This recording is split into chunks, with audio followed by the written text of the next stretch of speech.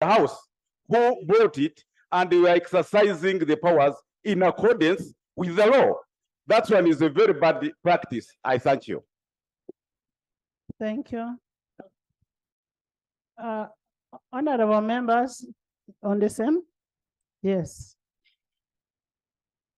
Right, Honorable Speaker, thank you very much for referring us to Appendix F, the Code of Conduct.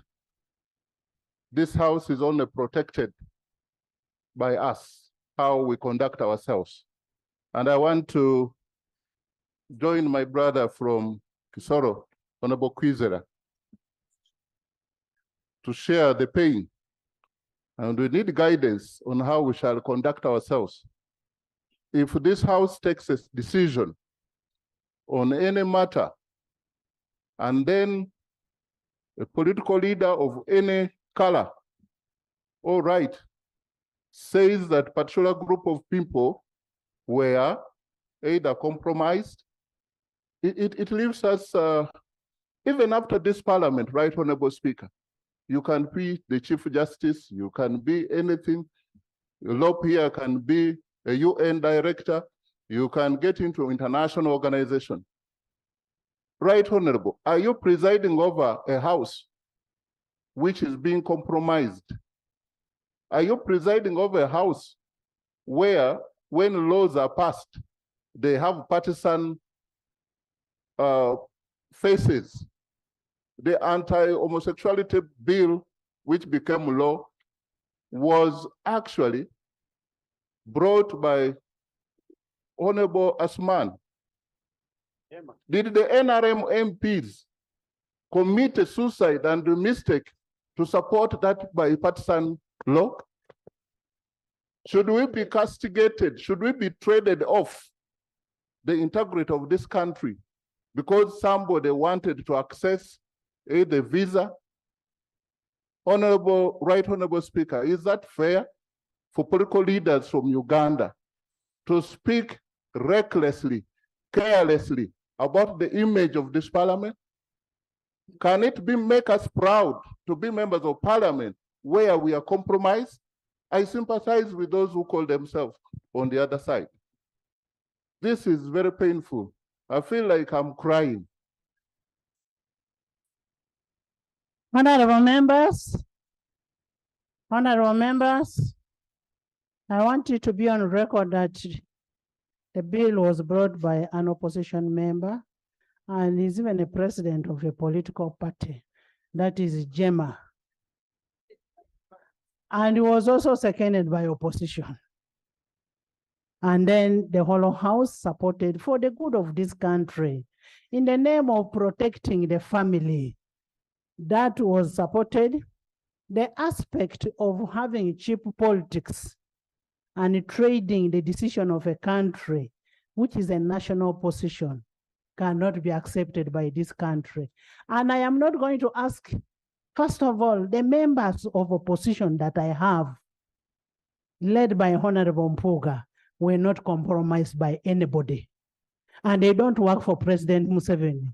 They are opposition members, and you cannot go there and claim that these members are working for President Museveni. They acted on their own way for the good of the people of Uganda, not for cheap, smaller envelopes. The only person that we know did not support, we know. But the rest of the people, that is Honorable Fox. The rest we know supported this bill, and opposition is not compromised.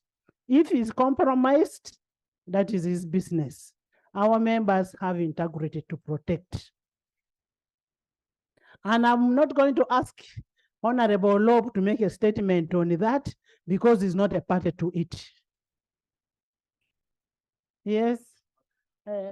Thank you, Right Honorable Speaker. Right Honorable Speaker, over the weekend, we watched with horror on our television sets as once again, China is coping with a new viral infection, which is now affecting children. And I think they have gone back to masks again. And this is where we are trying to find out from the Minister of Health whether we are actually prepared on this matter. Is it on communication? No, it's a bit of an important matter. How is it related to what I talked about? Thank you. Yes. Yes, Solomon. Gemma, you want to talk about homosexuality?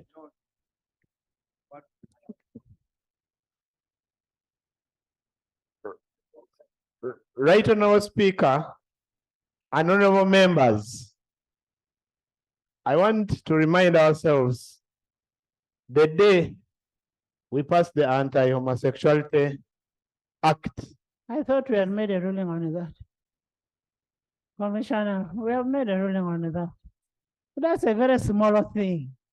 We can't discuss what somebody was discussing in the corridors of London because somebody wants to get handouts. Yes. Much obliged, Right Honorable Speaker. Yes, Gemma. Thank you very much, Right Honorable Speaker. Right Honorable Speaker, I rise on a matter of national importance regarding the impending sale of Muslim properties, including the National Mosque at Gaddafi. So you've gone to national importance. Yes, Right Honorable Speaker. Okay. Yes, I was very clear. It's a matter of national importance, Right Honorable Okay. Speaker, with your indulgence. Right Honorable Speaker, as we are all aware, there is an impending sale of Muslim properties, including Gaddafi National Mosque. This matter, Right Honorable Speaker, has political and security ramifications. Isn't that matter in court? Right Honorable Speaker, it is in court. And I'm not discussing the court aspect because I am seized with knowledge on sub judice. I am trying to ask. Can Right I Honorable hear Speaker, from my former lecturer? may I land, Right Honorable Speaker? You allow me to land. Maybe you will. He will help you to learn. Thank you, Right Honorable Speaker. I believe this matter is really sub judice, and it can only be brought in your office for consideration because it may invoke even partisan and sentimental issues in the House, which cannot be clearly discussed and resolved here. We all are at pains for what is happening, but I think the proper fora to discuss this matter is not, or forum is not this House at this stage. Daddy, can I hear from you? Well, it presents tremendous difficulty on my part, but I can say, Right Honorable Speaker, one, the rules require that only you have the power to decide whether a matter is sub judice or not. Number two, you can only make that decision after hearing the contents of what the member is presenting.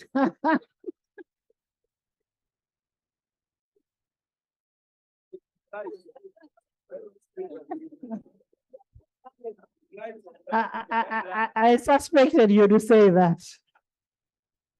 Yes, Honorable Asuman, you had asked me for permission to bring the two parties to my office. I'm still waiting for the two parties so that we have a discussion and we see how we can learn on this matter. Okay. Right Honorable Speaker, I want to thank you and to thank my brother, the Honorable Segona, for putting proper context. Also thank Yusuf. No, I respectfully disagree with the opinion of my teacher, Yusuf Nsibam. Actually, the opinion of my teacher is not what the rules state. It is the position of Segona that captures the rules. So I respectfully disagree with him. Right Honorable Speaker, I want to find out from government whether this is a matter they have interested themselves into, whether it is a matter that concerns them, that a national treasure. Right Honorable Speaker, Gaddafi Mosque is not only the headquarters of Muslims in this country, it is also one of the biggest mosques. It's also a tourist site. Those of you who have been there on a daily basis, people are coming from across the world to visit that treasure. In light of what is happening, I want to find out whether this is a matter that government has taken interest into and the possible political spiritual and security ramifications that may arise out of a sale of Muslim property.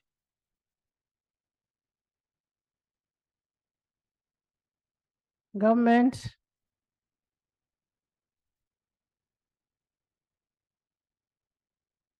Honorable Speaker, Right Honorable Speaker, this is a matter which concerns all of us, and in particular government. I'm saying that because right now, Ministry of Gender is looking for some 2 billion to renovate that mosque. But I want to say, like the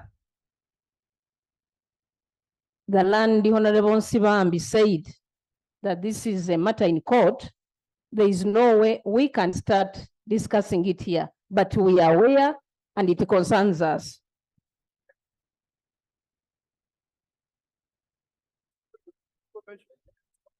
There is a procedural matter. Thank you, Madam Speaker. Madam Speaker, my simple guidance from you is that, yes, the honorable member has brought a matter that really needs this house to be understood or discussed. But then now that he has brought it, isn't it prudent that we give government time to bring a proper statement, to give us facts of both sides before we even open the matter for discussion? Honorable members, I am happy that Honorable Osman has made us to understand, to know, not actually understand, to know what is happening with the Muslim property. And the issue is also before court. And then government is also now aware. So we'll wait to hear from the court and from government. But if there is a way we can handle it without really going to his conclusive position in court, then we should. Government really take an interest in it. Yeah, take an interest in that. Next item. Item 3, bills first reading, the sugar Yes. amendment bill. Yes, procedure. Thank you very much, Right Honorable Speaker. But you members, when business is flowing, we have very important things coming up. You start procedure, order, information. Business is flowing, Madam Speaker. Thank you, Right Honorable Speaker, and thank you for the opportunity. Ebwalu. Yes. Right Honorable Speaker, I am wearing this orange scarf. As you are aware, we are within the 16 days of activism, and specifically trying to see how to end violence against women. Right Honorable Speaker, last week, the minister presented a statement on the floor of this house. And yesterday, as the Uganda Women's Parliamentary Association and the National Association of Women Organizations of Uganda and Oxfam, we held a meeting in the conference hall. And in that meeting, we had girls brought from Karamoja. I'm raising this, Right Honorable Speaker, because one testimony from a 12-year-old girl was that there were 300 girls in school, and most of them escaped because their parents wanted to marry them off. So at an early age. what procedure matter is that? The procedure issue that I'm raising, Right Honorable Speaker, is that you suspended debate on the minister's statement and did indicate that we shall be able to debate that statement. And Right Honorable Speaker, I'm wondering, this is the procedure issue that I'm raising. When would it not be procedure right for you to inform us of the date when we shall be able to discuss this statement from the minister? Because the issue of shelters is an important aspect. Honorable member, I don't work like a robot. That it will be on Monday and that is that, period. No, we'll look at what is on the order paper and then we assess whether, because the date ends on 10th, we shall discuss it. And the violence against women is also on the men.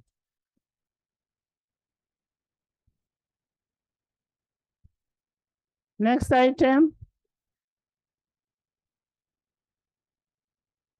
Item 3, bills first reading, the Sugar Amendment Bill 2023. Honorable members, government seeks to amend the Sugar Act 2020 to establish Uganda Sugar Industry Stakeholders Council. However, I also note that 4 years after the enactment of the Sugar Act, the Sugar Board, which was a creature of Section 13 of the Act, has never been established. However, the matter will be interrogated in the committee. So we'll allow the minister to bring the bill for the first reading, and then the rest will be interrogated in the committee. Honorable Minister. Madam Speaker and honorable colleagues, I beg to move that the bill entitled the Sugar Amendment Bill 2023 be read the first time. And attached is a certificate of financial implications. Honorable members, pursuant to Rule 1291 of the Rules of Procedure, the bill stands referred to the Committee of Trade, Tourism, Trade and Industry, and the 45 days provided in the Rule 1292 applies. Thank you. Item 4, response by the leader of the opposition to the ministerial statement on alleged enforced disappearances of persons. Honorable members, you remember that the leader of opposition brought a report to this house, laid on the table, and government was given 30 days. Government came back with a report. And when government came with a report, opposition deemed it fit to come with a rejoinder on what government presented. And now we are getting a rejoinder on what government presented. There is nothing new that is coming. It is basically a rejoinder on what was presented and what they feel was not correct or whichever. Then, and we must finish this item today. We must finish. It is uploaded. Check in your eye. Much obliged, Right Honorable Speaker. And I'll join you in the argument that this matter should have ended in earnest, should have ended yesterday. In fact, if the Minister of Internal Affairs tells me that the missing 18 are in the parliamentary compound, I will seize ground and can meet them, and we end it there and then. Unfortunately, our parliamentary compound is not a detention center. So ours is for parking our cars. Definitely, Right Honorable Speaker, I'm alive to that. But as a matter of surrender, if he did so, I would go and embrace them and seize this ground. I thank you for the patience and everyone enjoying in this, Right Honorable Speaker. I understand the fact that the House is stressed over this matter, but even the nation is even more stressed, Right Honorable Speaker. The very reason this House of Parliament should find every reason to end this matter in a manner that the public does expect us to end it, Right Honorable Speaker. Right Honorable Speaker, before I delve into my response to the minister's statement, I wish to state and remind ourselves of the role and duty of the legislature in situations like these. Right Honorable Speaker, Parliament through its legislative mandate, molds the legal framework and shields the rights of every citizen, ensuring that the most vulnerable among us are protected and nurtured. Parliament, as the embodiment of the collective will of the people, brings human rights to reality. Right, Honourable Speaker and colleagues, we must make it clear to everyone that our walkout and break from plenary activities was triggered by the continued indolence of government to address the most pressing and transgressing issues that affect our people and undermine their worth and dignity. That is something we couldn't withstand in an environment where our people's concerns are not prioritized. We demand answers, accountability, action taken, and redress for the violations, right, Honourable Speaker. The government should take full responsibility for its citizens as espoused in the international and national legal frameworks to which we subscribe, right, Honourable Speaker. Right, Honourable Speaker, like the previous statements on the issue, the government has again taken a defensive approach to matters in which it is supposed to take a lead role in investigating and finding redress to the public outcry.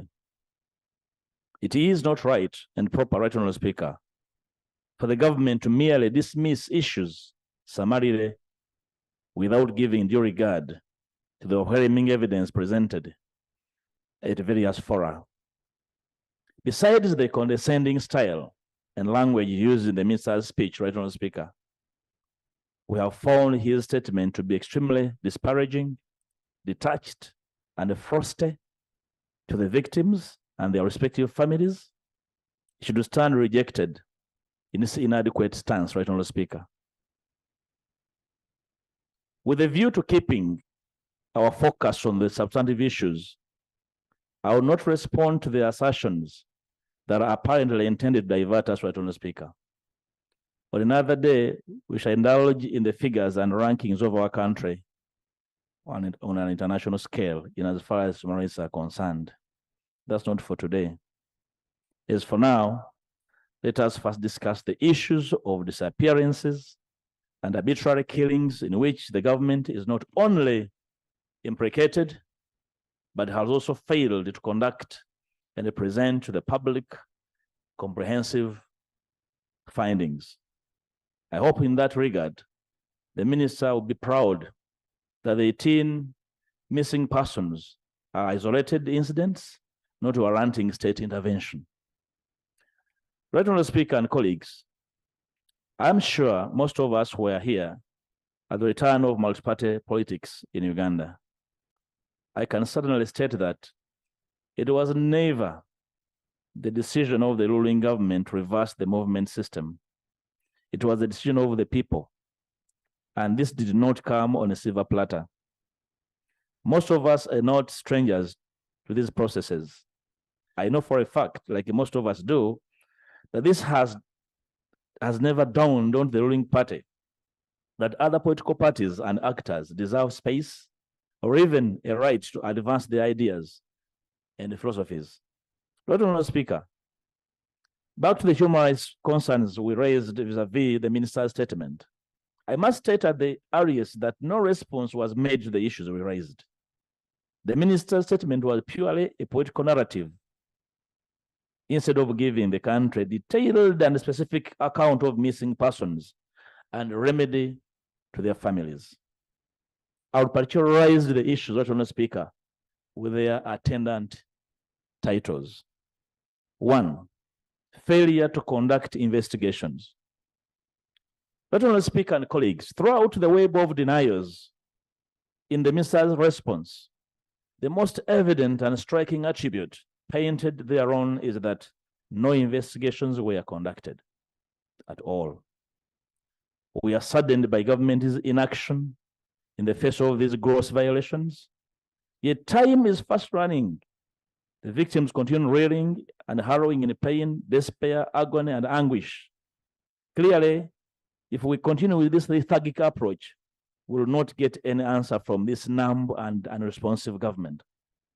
Let Honourable Speaker, I will demonstrate subsequently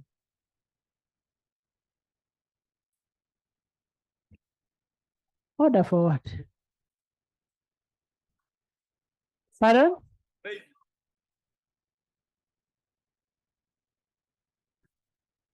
Right, Yeah. right, Honorable Speaker, you, in your communication, you actually made it clear about the conduct of members. It's the right honorable colleague, the leader of opposition, right to call that the government is actually numb and unresponsive. I don't think we are numb, and yet is responding.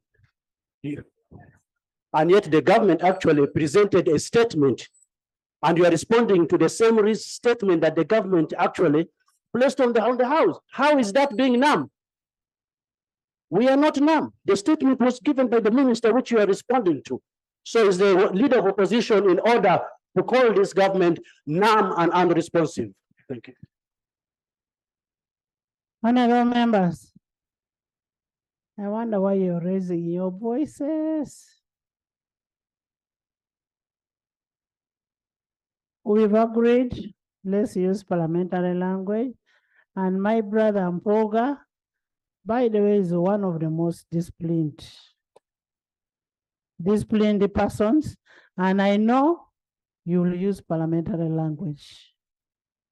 Please use the parliamentary language for us to achieve what we want. But as far as I know, this team is not numb.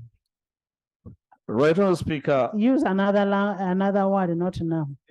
Right, Honourable Speaker, I do concede to the fact that English is a second language to all of us, but I'm not numb to the feelings of members when I use a word not they are accustomed to. The other meaning. Honorable Mpoga. The other meaning. Honorable Mpoga.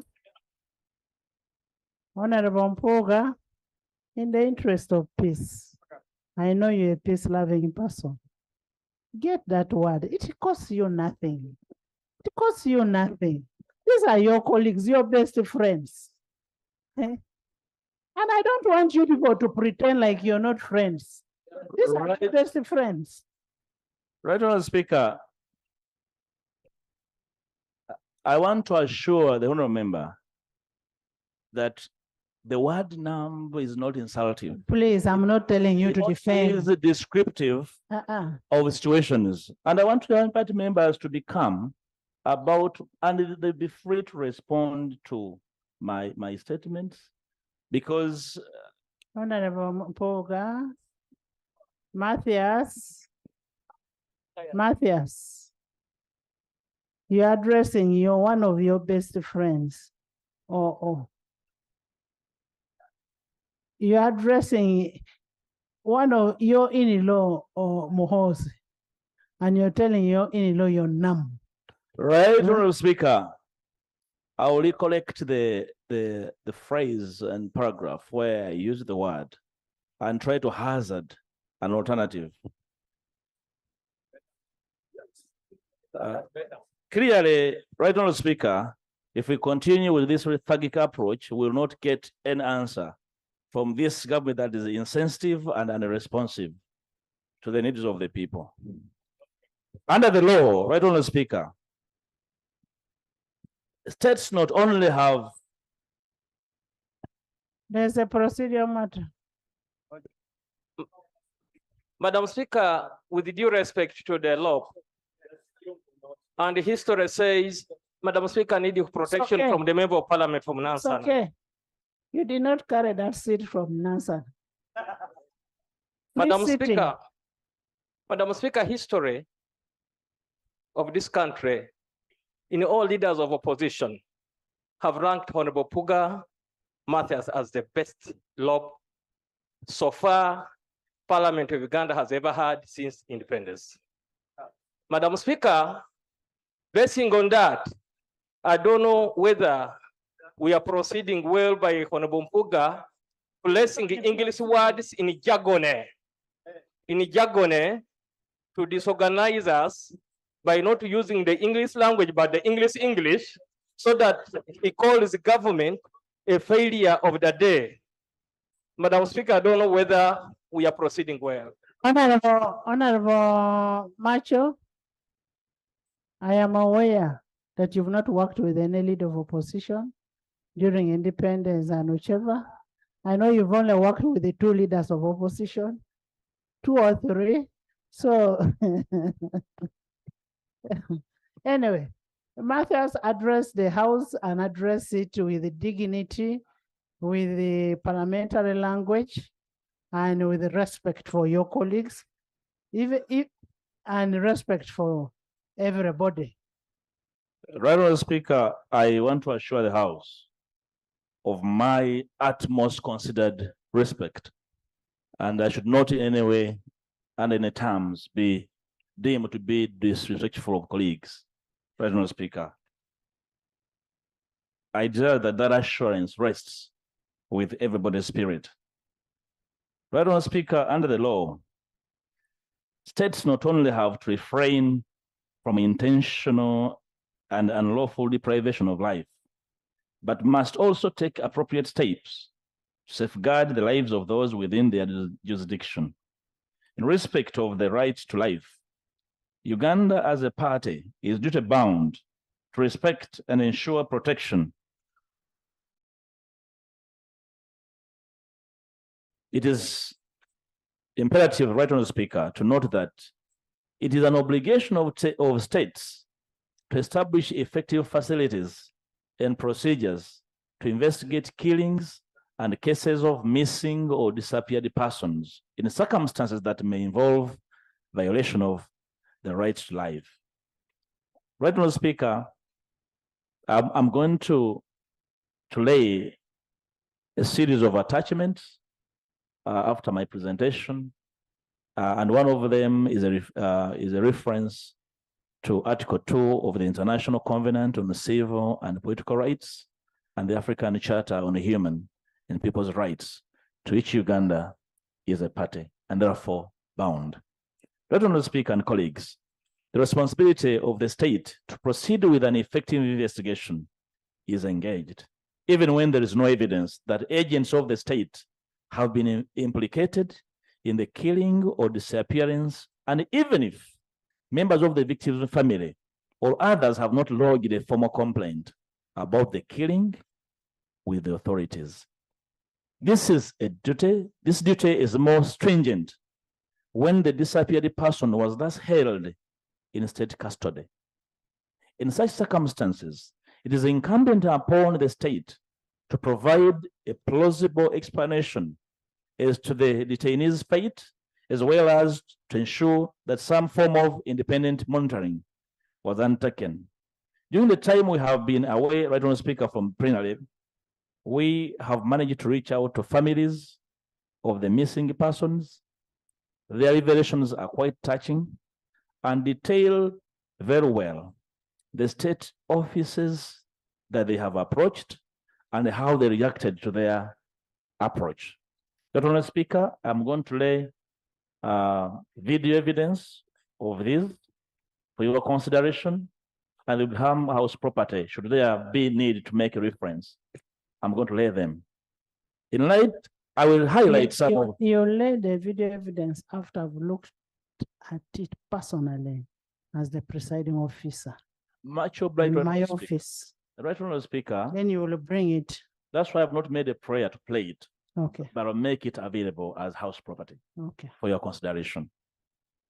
I will highlight some of the cases that clearly indicate glaring contradictions in the statement presented by the minister vis-a-vis statements obtained from the police, witnesses, and other state departments. I'll make a few highlights, not the entire 18. Let me sample for the House to make a judgment. Case 1 is that of Damulira John. Right, Honourable Speaker and colleagues, the minister has presented a report indicating that Damulira John is not among the people in government custody. Contrary to what the minister stated in his report, Damulira's disappearance was reported to police and an SD reference was obtained to that effect. I have indicated this, right, Honorable Speaker. Contrary to what the minister stated, Damulira's data is well captured with the NIRA under that number. He had a national ID and voter location slip. Right, Honorable Speaker, we should also note that at this stage, that the case of Damulira John, just like many other cases of enforced disappearances, was reported to police, and the police was on record admitting his arrest and detention. On 22nd November 2020, Mr. Patrick Onyango, the spokesperson of Kampala Metropolitan Police, confirmed Mr. Damulira's arrest and several others on allegations of participating in protests around the Kampala metropolitan area, but denied torturing the suspects. And I quote him, "It is true, Damulira John is one of the people we arrested, but I cannot tell you where he and others are detained now. We did not torture any person. And as an institution, torture is prohibited as a form of interrogation." The Daily Monitor of 22nd November quote Mr. Onyango, confirming detaining Mr. Damulira John. Right, Honorable Speaker. Damulira John's matter has been investigated by the Uganda Human Rights Commission, the Central Regional Office, and in a letter referenced, quoted, and dated 9th December 2020, addressed to the CMI, indicated that the commission carried out investigation at Central Police Station in Kampala, and it was established that the victim, Damulira John, is being detained at CMI Kampala. Right, Honorable Speaker, that's correspondence between the Human Rights Commission and the Uganda Police. Right, Honorable Speaker, for your information and the information of members, the relatives of Damulira John on 11th January 2021 reported this matter to State House as well, when in turn forwarded the same to the Uganda Human Rights Commission for further management. I have attached correspondence between the police and the Uganda Human Rights Commission on the arrest of Damulira. Right, Honorable Speaker, invariably, this is a matter in a dispute, and we have situated Damulira at CMI. Right, Honorable Speaker, John Bosco Chibalama, the minister denies knowledge of the holding point of John Bosco Chibalama, which contravenes what the Prime Minister, the Right Honorable Nabanja, asserted during the press interview in the corridors of Parliament. She had this to say, "But we are fortunate that Chibalama was traced. He was arrested, and recently in October in a place called Kakiri. And he is one of those that killed, he claimed to have killed the police officers in Chiboga, Wakiso, and other places." Right, Honorable Speaker, a missing person case for Chibalama was reported at Nakanyonyi Police Station under that reference, a day after his abduction on June 3rd, 2019, discrediting the minister's narrative that the family did not contact police for any remedy. Right, Honorable Speaker and colleagues, the Deputy Attorney General, the Honorable Jackson Kafuzi, featured on NBS TV talk show The Frontline, and they tried to spin the Prime Minister and Honorable Nabanja's narrative by insinuating that the Chibalama she referred to is the founding member of NURP party, who is Moses Ngongo Chibalama. Right, Honorable Speaker and colleagues, when the Honorable Kafuz was challenged by the show host, who played the Honorable Nabanja's bite, he rephrased this statement and said, "She misspoke." I don't know what that means. Right, Honorable Speaker and colleagues, these ping pong games by government officials should concern every right-thinking person. The attempt at this spin clearly shows how sections of the ruling party hold Ugandans in contempt and will not stop at anything to show disdain for them. The Prime Minister is on record of Parliament over her total knowledge as to the arrest and whereabouts of Chibalama, and we took her for her statement on record. Right, Honorable Speaker, Mr. Chirama was fully situated. Top government officials are aware of his whereabouts and how they handled his arrest. Right, Honorable Speaker, the case of Mr. Wangolo Dennis, I am sampling a few for the attention of the House.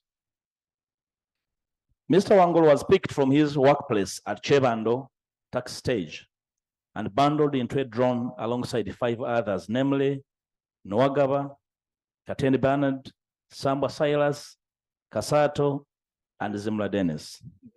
The abductees were taken to Kakiri Army Barracks, where they were tortured, and they fully released save for Zimla and Wangolo. This abduction was witnessed. Excuse me, young, please first come back, huh? Come back. Sorry. I didn't want these leaders of Uganda to leave without being recognized. In the public gallery this afternoon, we have pupils and teachers of Albert Cook Memorial School from Kasanda District, represented by Honorable Patrick Samba Oshabe. Please stand up. Your member of parliament, or is the Honorable Oshabe? And is your member of parliament is around, is just very busy. He's always very busy, but he's a good member.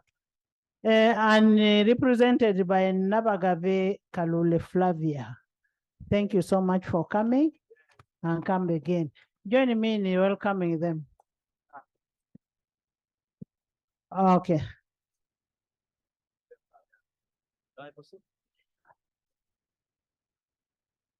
Right, Honorable Speaker, allow me to correct the record here in the names I read out.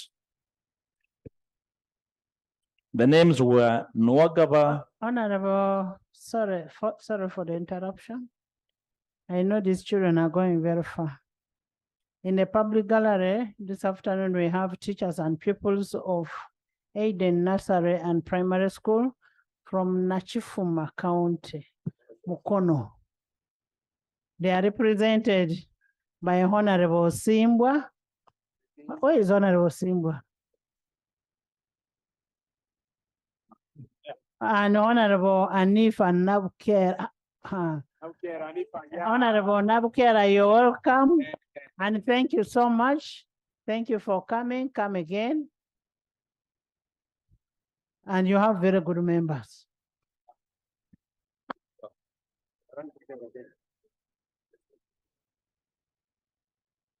No. Right, Speaker, as praying to correct the record, I have put on the Hansard that the names were Nwagaba, Kateni Bernard, Sambwa Cyrus Kasato, and Zimla Dennis. Sambwa Cyrus Kasato is one person, right, Honorable Speaker. Okay. The abductees were taken to Kakiri Army Barracks, where they were tortured, and they fully released themselves for Zimla and Wangolo. This abduction was witnessed by the area residents and an authoritative source, the Elson chairperson, Mr. Manje Richard. Honorable Speaker, neither records have proved the existence of Mr. Wangolo, contrary to the minister's claim that he is fictitious, that he has never existed.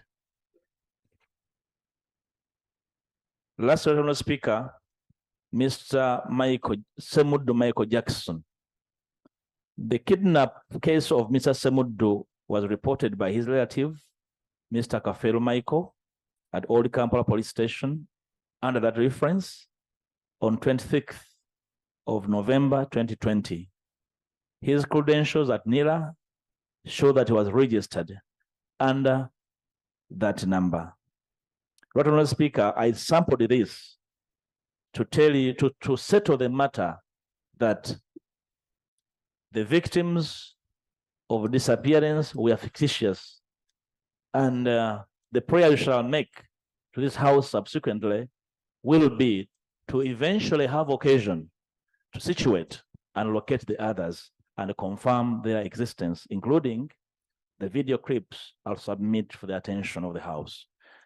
Right, Honorable Speaker, excuse me. Officials of government claiming responsibility for missing persons.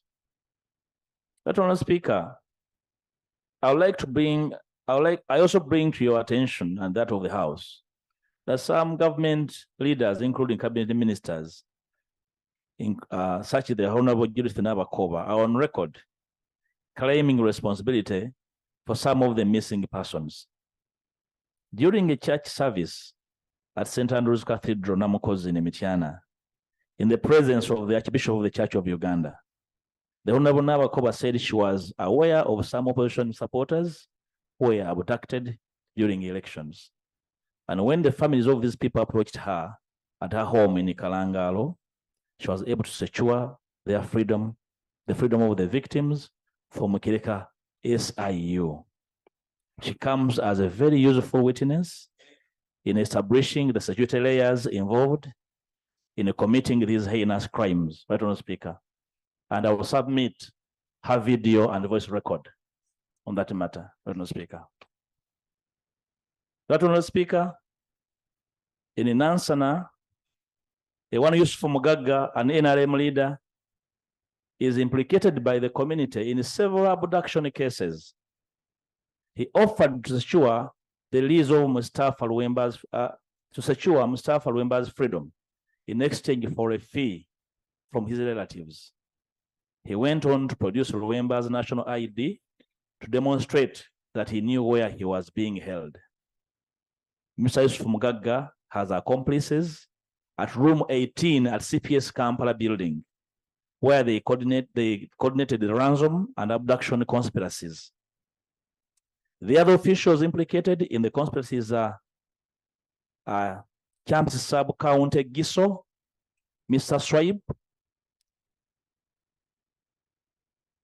Mr. Kafumatwa, chairperson of Kabembe, the former minister Ronald Chibule, and the former RDC Freddie Bamwine, among others.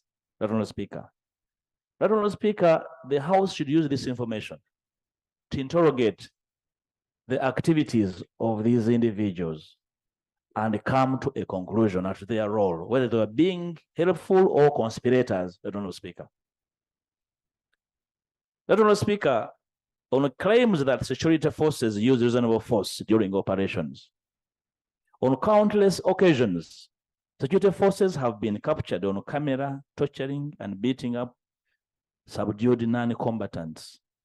On November 6, 2022, heavily armed security operatives cruising a numberless Toyota Hiace minivan famously known as a drone sealed off Gladiator Paradise in Masanaf, Rubaga Division, where they indiscriminately beat up revelers who were watching a village football match. In the scuffle, Kavma Jamshid, the member of the security detail of the opposition NUP party president, was subdued, handcuffed, and shot as he inquired about the basis of his arrest. I refer the House to the BBC documentary entitled Drones, the Vans That Take People Away, dated 13th February 2023. I have attached that record, Honorable Speaker. On November 18th, 2021, Honorable Speaker, Sheikh Chilevu, a Muslim cleric, was subdued as recounted by his wives, Amina Nabada and Sophia Nakachwa, handcuffed and shot dead. In sight of his children, despite peacefully submitting to the arresting officers to take him for prosecution. I refer the House to the URN report titled Family Disputes Police Narrative on Killed Sheikh Chilevu. Right, Honorable Speaker, the evidence of his killing was all over the place and the circumstances. On May 8th, 2023, Hamid Muyodi, an NUP supporter, was shot in the thigh inside a Toyota Hiace minivan that contained JAT officers who had come to arrest him for unsubstantiated allegations. The security officer who shot Muyodi was neither charged nor court-martialed as demanded by the law. But the Kampala Metropolitan Police spokesperson, Luko Wesegire, described the tragedy as an accident. Right, Honorable Speaker, were waiting for a report of the occurrence of that accident inside the van. Right, Honorable Speaker, not forgetting the March 2019 extrajudicial murder of Ronald Sebulime, who was handcuffed and shot while in the custody of police in a police patrol, alongside several security-inspired terror against members of the Fourth Estate, the media, and the peaceful protesting media, medical interns, and doctors that have occupied a fair share of this year. The excess brutality meted out on minors found at the Kawempe residence of Sheikh Yunus Kamoga is still fresh in our minds, Right Honorable Speaker. Relying on some of these cited incidents, Right Honorable Speaker, therefore, I strongly reject the position of government that security forces use reasonable force when conducting operations. I therefore insist that our report highlighting the security excesses was factual and premised on precedents, accounts of witnesses, and other credible sources who preferred anonymity for fear of reprisal, Right Honorable Speaker. Right Honorable Speaker and colleagues, on the issue of compensation talked about or mentioned in the report, it is on record that General Museveni pledged to compensate the bereaved families of some of the victims of the November 2020 riots, especially those he had categorized as non-rioters. 3 years later, nothing in that regard has been effected. He listed 3 names of the then missing 177 persons and directed his intelligence to publish the full list, a directive that has since been defied and downplayed. The report on November 2020 killings remains concealed from the public, to whom government should be accountable. Right Honorable Speaker, I have attached the record of the 2021 18 November Human Rights Watch report entitled 1 Year Later, No Justice for Victims of Uganda's Lethal Crackdown. I've also attached a video evidence of the Commander-in-Chief directing the publication of that list, which has never appeared up to now.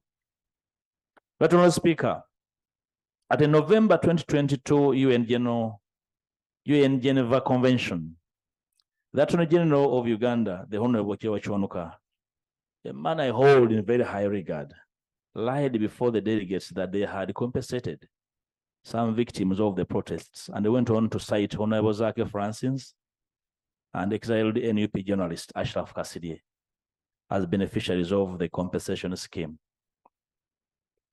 On the contrary, the duo have publicly denied ever getting any penny from the government as compensation for the bodily harm they suffered by the hands of security. Madam Speaker, I want to confirm on record that I was the attorney for Kassidye, and therefore his matter has never been compensated. His matter was handled by Justice Sekana, and the state has been playing games since. So it's never been conclusive, and so therefore no compensation. Madam Speaker and colleagues, it is only through relentless efforts that some families of the deceased 15-year-old Amos Segawa have been awarded some meager compensation.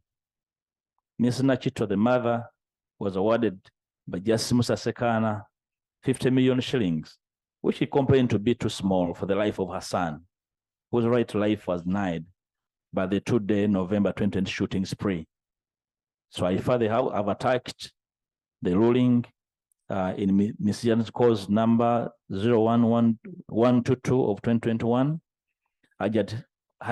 Chito versus the Attorney General. It's full attached, Right Honorable Speaker. Therefore, Right Honorable Speaker, the claims that government has compensated the victims of the November 2020 protests are delusional and a naked lie that even the families of the victims can attest to. Therefore, it should not be kept on the record of Parliament, Right Honorable Speaker. Those who will come after us will never understand how we had that on record. Right Honorable Speaker, detecting registration number plates of vehicles with security missions. Right Honorable Speaker and colleagues, I find totally impractical that the government, as by its statement, expects people to take records of registration number plates in intense circumstances when masked men, gunmen in drones have their fingers read on the trigger. In July this year, security personnel of the Chief Anti-Military Intelligence traveling in a drone shot dead a 34-year-old Jacqueline Narwanga, a resident of Nakabogo village in Wakiso district. The deceased was on her way to her garden when she found herself entangled in a security operation and was killed just because she was about to witness an abduction operation. This implies that even if she had taken a record of the security vehicle, she would have been unable to she would be unable to live to tell the story as a witness. I refer the House to the July 25th, 2023 Daily Monitor report, which I have attached, entitled "Army Stray Bullets Kill Woman Going to Her Garden." Besides, security is fond of switching registration number plates upon accomplishing their missions. Honorable Speaker, this was evident in the tenure of Major General Mzee Sabiti as the Deputy Inspector General of Government, or Inspector General of Police, when his vehicle number plate was switched to a Toyota Hiace drone for an operation. This is the Deputy IGP switching number plates. Honorable Speaker. The police spokesperson, Fred Enanga, came out in defense of the saga and stated that it is their tendency as security to switch number plates depending on the magnitude of the operation they intend to conduct. I also reflect on the various by-elections like Omoro, Soroti, Bukedi, among others, where security forces concealed their vehicle number plates with cow dung to evade detection. Were you in Bukedia to say that? Remove Bukedia from your list. Right, Honorable Speaker, the House receives a record for their processing, and the House will take occasion to consider what they drop and what they keep with your indulgence. Much as I'm not supposed to defend my district, I am defending Bukedia was not involved. Right, Honorable Speaker, the House will take a record. Yes. And I'll make a determination. Yes.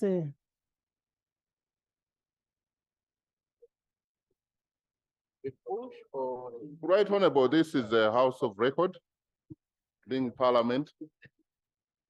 I rarely interrupt very decent men like Honorable Mpuga.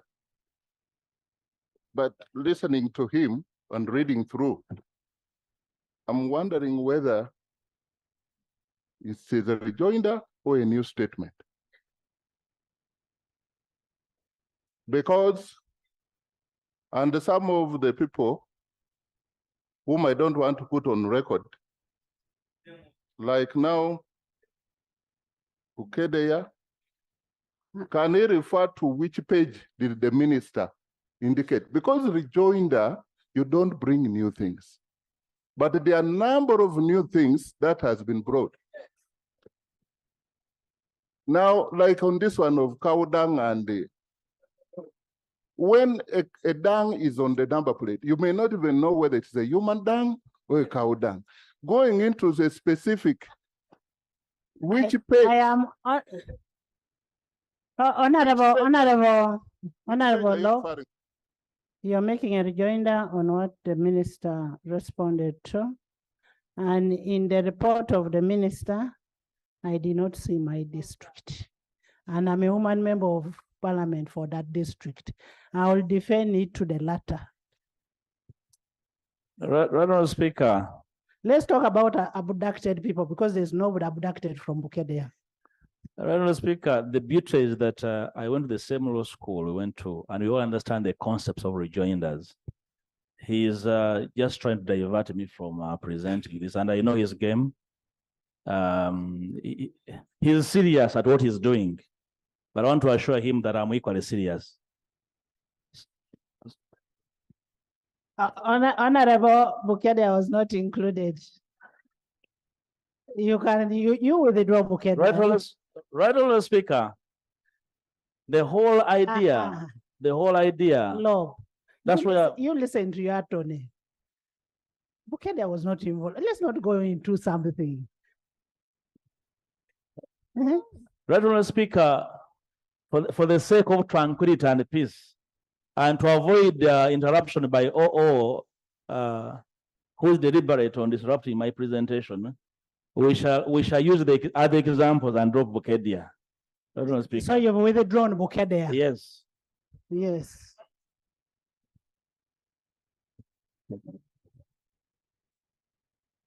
Yeah, no, yes, withdrawn Bukedia. Honorable members, let's wait. Honorable members,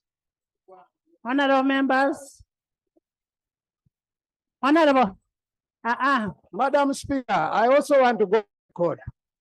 No, Madam Speaker, I also want to. Honorable members, Honorable Guang, first sit. Honorable Guang, first sit. All of you sit. All of you sit. All of you. And I'm reminding you this. If I see you standing more than 2 times, I'll get you out. Honorable Lob, as we've agreed, don't bring in some things that will anger some people. Let's talk about the 18 people, the shrinking in space, all those kind of things. You read your statement. Right, Honourable Speaker, I want to assure the House that I'm very methodical. And members, I'll give you time to debate. I'll give you members. I want to assure the House that I'm very methodical. And if you really, if it does please you, right, Honourable Speaker, I would play video evidence of everything I'm talking about. Otherwise, can we go to your report? Thank you, right, Honourable Speaker. I can understand the discomfort And I want this rejoinder is bringing. Right, Honourable Yes. Speaker. There's a procedural matter. Thank you very much, Right Honourable Speaker. Right Honourable Speaker, the issue, Honourable OO raised a pertinent issue on the rejoinder. Is indeed procedural right that you give your ruling on the how rejoinders are done, so that this parliament takes a precedent even for the future on how we can manage reports and counter reports. Yes. Another one. Thank you very much, Right Honorable Speaker. Right Honorable, she has allowed me to speak. Right Honorable Speaker, we all have senior 6 or equivalent that allows us to be in this house, and therefore we understand the English. Right Honorable Speaker, what we expect as a house, that the leader of opposition should respond to what the minister presented on the floor of this house. That's what a rejoinder is. Yes, all of us have been to school. All of us have been to school. And nobody should attempt to take us back to school. So could you guide, Madam Speaker, that the leader of opposition restricts himself to respond to what the Minister of Internal Affairs presented on this floor? But when you start saying the Attorney General was in Geneva and so forth, you're on a fishing expedition. So we want your guidance over that matter, because we are keenly listening and we are going to respond. And we shall respond to what he has brought, not bring new issues. Honorable members. Issues, yes. Honorable members. Now for you, just come. Your children were here looking for you. First wait. Honorable members, the leader of opposition brought a report to this house. And government was asked to respond item by item. Now, after government responding an item by item, where they felt they were not satisfied with what government responded to, strictly on what was brought on the floor. Strictly on what was brought on the floor. A rejoinder is a response to the response that was given. So the rejoinder that you're giving is responding to what General Muhoozi gave, and strictly it should be to what General Muhoozi gave. Not bringing in the issues of Bukede, Kaodang. Was that?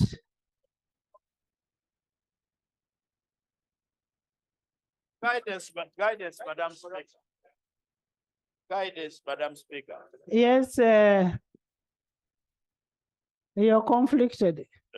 Me? Yes, I'm you not- first sit. You're making a guidance on my ruling. Okay, let me give Nwagaba to speak, not you.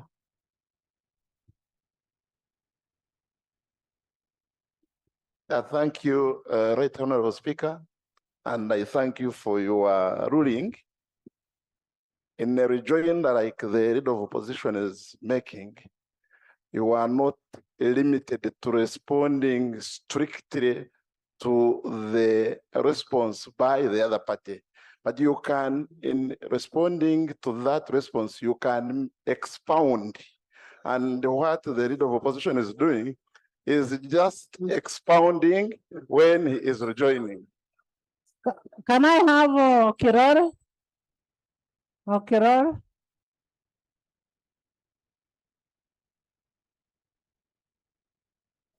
I want to. Kiror? Thank you, Honorable Speaker. I want really, when we go to law school, we should not apply the law, understanding of the law selectively. If we choose to what benefit? To what benefits you? That would be very mean of us. You can be senior, but you have not read the law and understood. You get it? You see? Right, Honorable Speaker, I think let's apply the rejoinder in the strict sense. We have chosen to use the word rejoinder. If an application has been filed and somebody has done a reply to that application, and the court gives you the latitude to do a rejoinder, it is not to open the Pandora box. No, you rejoin to certain specific issues which are being raised in the response, which you want to clarify on. But you don't broaden it. And those are the rules. Honorable Fox. I thank you. I thank you, Right Honorable Speaker. Can I have silence? Right Honorable Speaker, matters of human rights should never divide us. We should all speak with one voice when it comes to matters of human rights. And we should be candid, we should be honest, we should be truthful. Right Honorable Speaker, the Honorable Nwagaba was 1 year behind me at law school. I have known him for a very long time. And the Honorable Nwagaba knows that a rejoinder is restricted to matters already canvassed. The matters must have been dealt with, and you only rejoin to matters that were raised. Right Honorable Speaker, the law. Fox, is there a difference between a reply and a rejoinder? Yes, Right Honorable Speaker. Because what he's talking about is a reply. Right Honorable Speaker, you are absolutely right. And what we are dealing with this afternoon is a rejoinder. The law, whom I respect immensely, should do us a favor and restrict himself to the matters that the Minister for Internal Affairs raised. I thank you, Right Honorable Speaker. Honorable members, when you're making a reply, you often suggest and make a thorough response for one to believe whatever you're saying. You can even go beyond what was mentioned. That is a reply. But now when you look at a rejoinder, it is restrictive to what was raised, the objective of what was raised. Honorable Law. Why don't you give your response to what was raised? Right Honorable Speaker, thank you. Actually, I can confirm. I can tell you to stand up. I can confirm, Right Honorable Speaker, that many a member did not read the minister's statement. In fact, the subtitles I am offering in my rejoinder are picked from the minister's statement. I can confirm they did not read it. You respond to the minister's statement. And I am surprised that response. they are supplying a diversion to this house. Each of these subtitles is picked from the minister's statement. You respond to the minister's statement. Yeah, and I would like members to really pay attention. And I'm trying to look for the source of the discomfort and I'm not getting it. Honorable Speaker. Please go ahead and reply the minister's statement. Honorable Speaker. It's on page 11. You tell them the page where you are. Trying to remind members that the subtitle I was handling is titled Detecting Registration Number Plates of Vehicles in Security Missions. Because the minister said that the public is duty bound to detect and report car number plates. And I am reporting a serious disability to the public in detecting these car number plates. Is that an import? It's not an import. So, Honorable Speaker, I am responding in very strict terms so that the House can understand the factors under which the minister's demands of the public are improbable and out of space. Honorable Speaker, the BBC documentary entitled 3 Killings in Kampala clearly showed clues on the police vehicle that was involved in the murders along Kampala Road in the Central Business District, which is dotted with cameras. If the security cared to apprehend the crew on UP 99917, it was upon them to rely on the CCTV footage to trace the movement of this particular vehicle. The police have the capacity and infrastructure to revisit the CCTV records of November 18th to 20th to detect the route of the killer patrol cited in this documentary. I am privy to the fact that, Honorable Speaker, the same security operatives heavily relied on these CCTV records to trace for suspected protesters, as well as crack down on MOP activists who would later on be disappeared by drones. It is therefore deliberate that security does not track its own errant personnel, despite the presence of CCTV equipment to do so. The last time we checked on the killer patrol, UP 99917, was stationed at Katwe Police Station in Kampala. The Internal Affairs Minister should be able to effectively use this information. Honorable Speaker, alleged uncooperative attitude of relatives of the missing victims. Honorable Speaker, the government indicates that their recently deployed team of detectives disguised themselves as an NGO, retrieve information from the relatives of the missing persons. The minister did not satisfactorily delve into the ingredients of what their intelligence come NGO obtained from the bereaved families of the missing 18. The details of the identity of the NGO are a mystery, and so is the said report, which I would so wish to be tabled before Parliament, Honorable Speaker. The people have always been free to share information, their despair and the agony they are going through in search of their beloved ones, to the extent of visiting the perpetrators at CMI, international bodies like the defunct UNHRC, State House, political party offices, and UNHRC. In the course of seeking redress, Honorable Speaker, they have shared confidential documents and even spoke to the media. I invited the House to follow the documentary, The Missing 18, authored by my office, and I have also attached video evidence to ascertain the existence of these families and their willingness to testify to their missing loved ones. Honorable Speaker, prosecuting errant officers. The government has been deliberately declining to prosecute errant security officers who commit atrocities, but instead elevates them in rank. Because, Right Honourable Speaker, this response is in part to respond to the minister stating that they have been acting on their errant officers. And we are saying not at all. Instead, they have been promoting them. And by doing so, promoting impunity. For instance, former Masaka RPC Enoch Abaine, who shot and injured the journalist Arasef Kashidi, was transferred and promoted to the environmental police in Luzira. The same Abaine is known to be a Ritho with blood stains in his hands. During the 2017 age limit rally held in Rukongeri, Abaine allegedly shot a 19-year-old man. Instead of being interdicted and apprehended for his deeds, he was in 2018 transferred to Mackay University and promoted to Chief Security Officer. The famous 2011 walk-to-work-based tormentor, Inaitwe Gilbert, was promoted from ASP to Superintendent of Police, Right Honourable Speaker, as a highlight.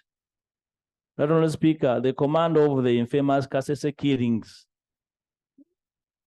the one Peter Rail, was elevated from brigadier to general, and even sits comfortably with us in Parliament. Right Honourable Speaker, CMI Captain Ewan Bashir Mango, who in January 2022 shot and caused the leg amputation of a traffic police officer, Robert Mukebes, remains at large, and the EPDF is hesitant in prosecuting him. In fact, the defense spokesperson, Brigadier Fred Kulaji, said they were unable to track down Captain Mango. He remains at large. As the example of Honourable Speaker, as to how impunity is promoted, the ministers claim that the police driver of truck number UP4841, constable number 39975, Mr. Aktil Nasasira, was apprehended at baseless, as none of the relatives of Rita Nabukenya, who the minister named Nabukera, was informed as required by principles of law and natural justice. The people who witnessed the accident were not interrogated for statements. Police did not go to Malago Hospital, where the deceased's remains were conveyed.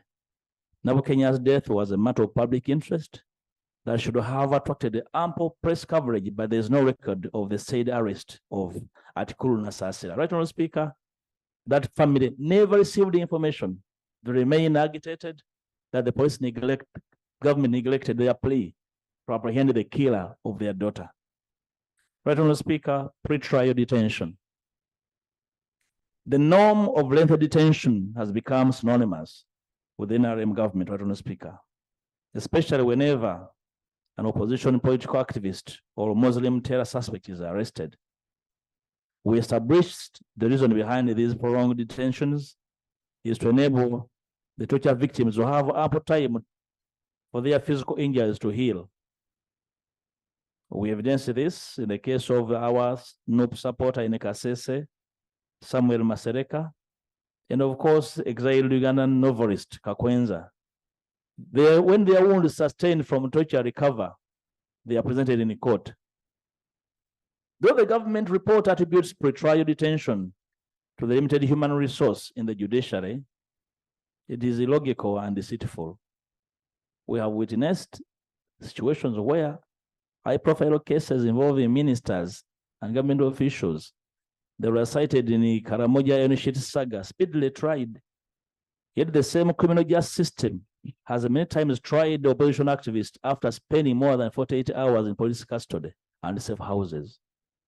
For instance, Damshid Kavumani's colleagues, who were abducted on November 6, 2022, were lined in Mwanga 2 court a month later in December 2022, after a writ of habeas corpus was filed compelling security officers at CMI to panic and drop him at Old Kampala police station. Allegedly, Right Honourable Speaker, a one Swaiman Jakana Naduli was detained in September 2022 at Makindi military barracks for a prolonged period prior to his alignment in the court in Nakaseke. The detention, according to his family members, deprived him of access to his specialized medication, which eventually caused his death. Right Honourable Speaker, our findings established that 12 of the persons who were reported missing were arrested on suspicion of having committed several offenses and were either released on police bond or court bail. UHR stated in their report, we are quoting now the UHR report, that was equivocal in their findings. We also informed the House that the UHRC chairperson, Ms. Mariam Wangadia, is on record disclosing her fears and insecurity after asserting that her colleagues carry firearms to in-house meetings. Right, Honourable Speaker and honourable members, how do we be convinced that an insecure chairperson is in the right state of mind to investigate other people's rights violations when her own rights are in contention? Right, Honourable Speaker, on the issue of political prisoners in custody, there are dozens of political prisoners languishing in custody on charges that the state has deliberately failed to conclude due to inadequate evidence. For example, Olivia Lutaya and dozens of opposition NUP supporters are still facing off with the court-martial, despite a 2021 Constitutional Court ruling that annulled such trials. On 15th December 2022, right, Honourable Speaker, court ruled that all those persons not subjected to military law and are currently being tried before any military court are ordered that their files be transferred to the civil courts under the direction of the DPP, right, Honourable Speaker. This directive has, however, been disregarded to date, with the political prisoners continuously facing an endless trial and all their bail attempts thwarted, despite presenting substantial sureties, who include blood relatives and credible leaders. We call on the Minister of Justice to explain to the country why the General Court Martial is contemptuous to the Constitutional Court ruling on trial of civilians. I refer the House to the Constitutional Court petition number 44 of 2015, retired Captain Amos Biarugaba and others versus the Attorney General, right, Honourable Speaker. I have attached that ruling, right, Honourable Speaker. Right, Honourable Speaker and colleagues, I bring to your attention the fact that dozens of NUP supporters who merely wore a party red beret have been subjected to a lengthy pre-trial detention at the hands of the court-martial without any incriminating evidence.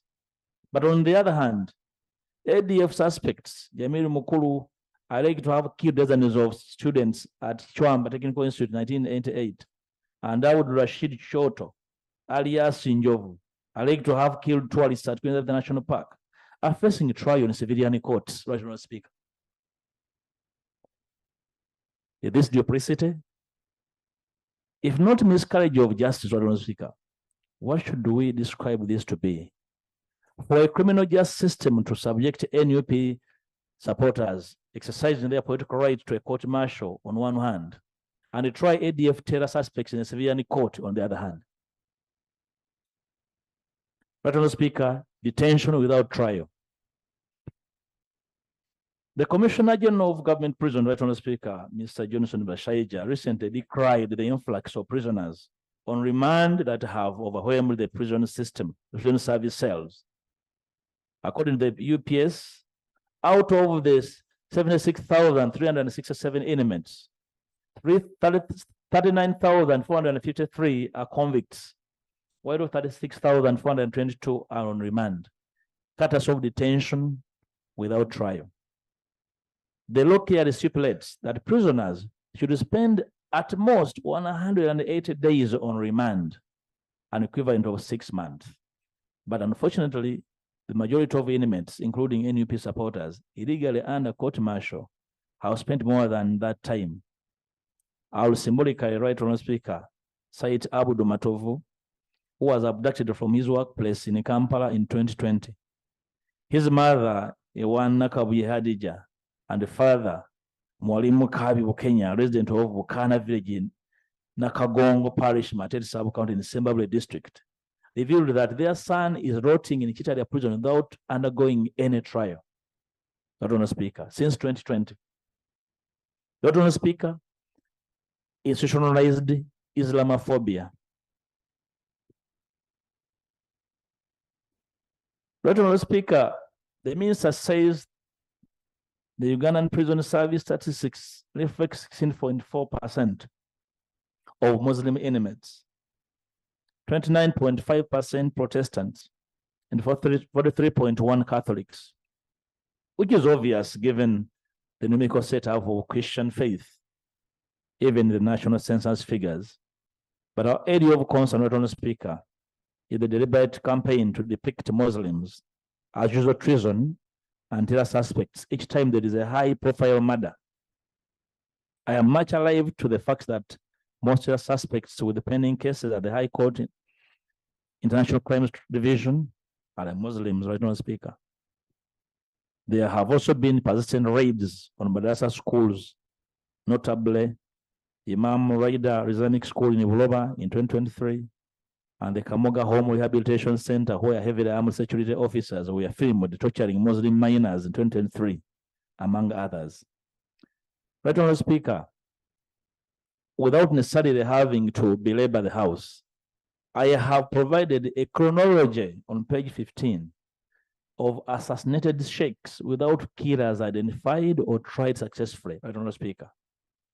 Right, Honorable Speaker, page 16 offers this clear chronology of sheikhs and imams that have been killed, and at every moment, the immediate suspects are Muslims. It is worth noting that in all these cases, the courts have not convicted any single individual. Right, Honorable Speaker. There's a procedure. Thank you, Right Honorable Speaker. I want your guidance, Right Honorable Speaker. On this report or rejoinder, when you analyze the attached documents, especially the national IDs, and the vehicles alleged to be kidnapping, you can neither read the number plate nor read the national IDs of the people alleged to be kidnapped. Are we proceeding right? Depend on documents that cannot be. I have not yet allowed the laying of the documents. We will verify the documents before they are laid. And even whatever is on video, I will first watch in my office before it is laid. So we'll look at them. Whatever is not clear, we shall not lay. Yes. I want to thank you, Right Honorable Speaker. My understanding of what the leader of the opposition is putting across in response to what the minister said with regard to identification of the kidnapping or offending vehicles is exactly what the law is explaining. That you cannot, because these people disguise themselves.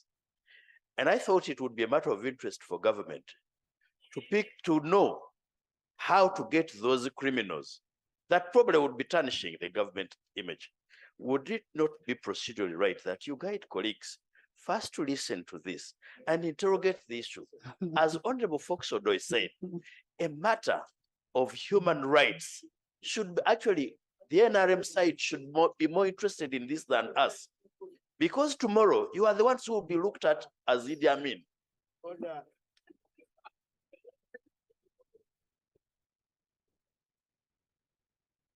Honorable members, it is to the best of our interest, all of us. Whatever we are discussing now, we are representing the people of Uganda, not individuals. When you talk about no, for me, no votes for me. It doesn't vote for no. So those are still my voters. Those are your voters. And you can't know, there's nothing written anywhere that this is a noble person, this is FDC, this is NRM or whichever. These are Ugandans and human beings, and we are here to represent the people of Uganda. And when we are here, we should learn to speak one word. When we're in this house, and I will tell you, government, we need to promote the rule of law. Yeah. We need to. Yes. Thank you for your guidance, Right Honorable Speaker. And I want to assure the House, for example, that in one of the family visits we made, some of the families of missing people are actually NRM supporters.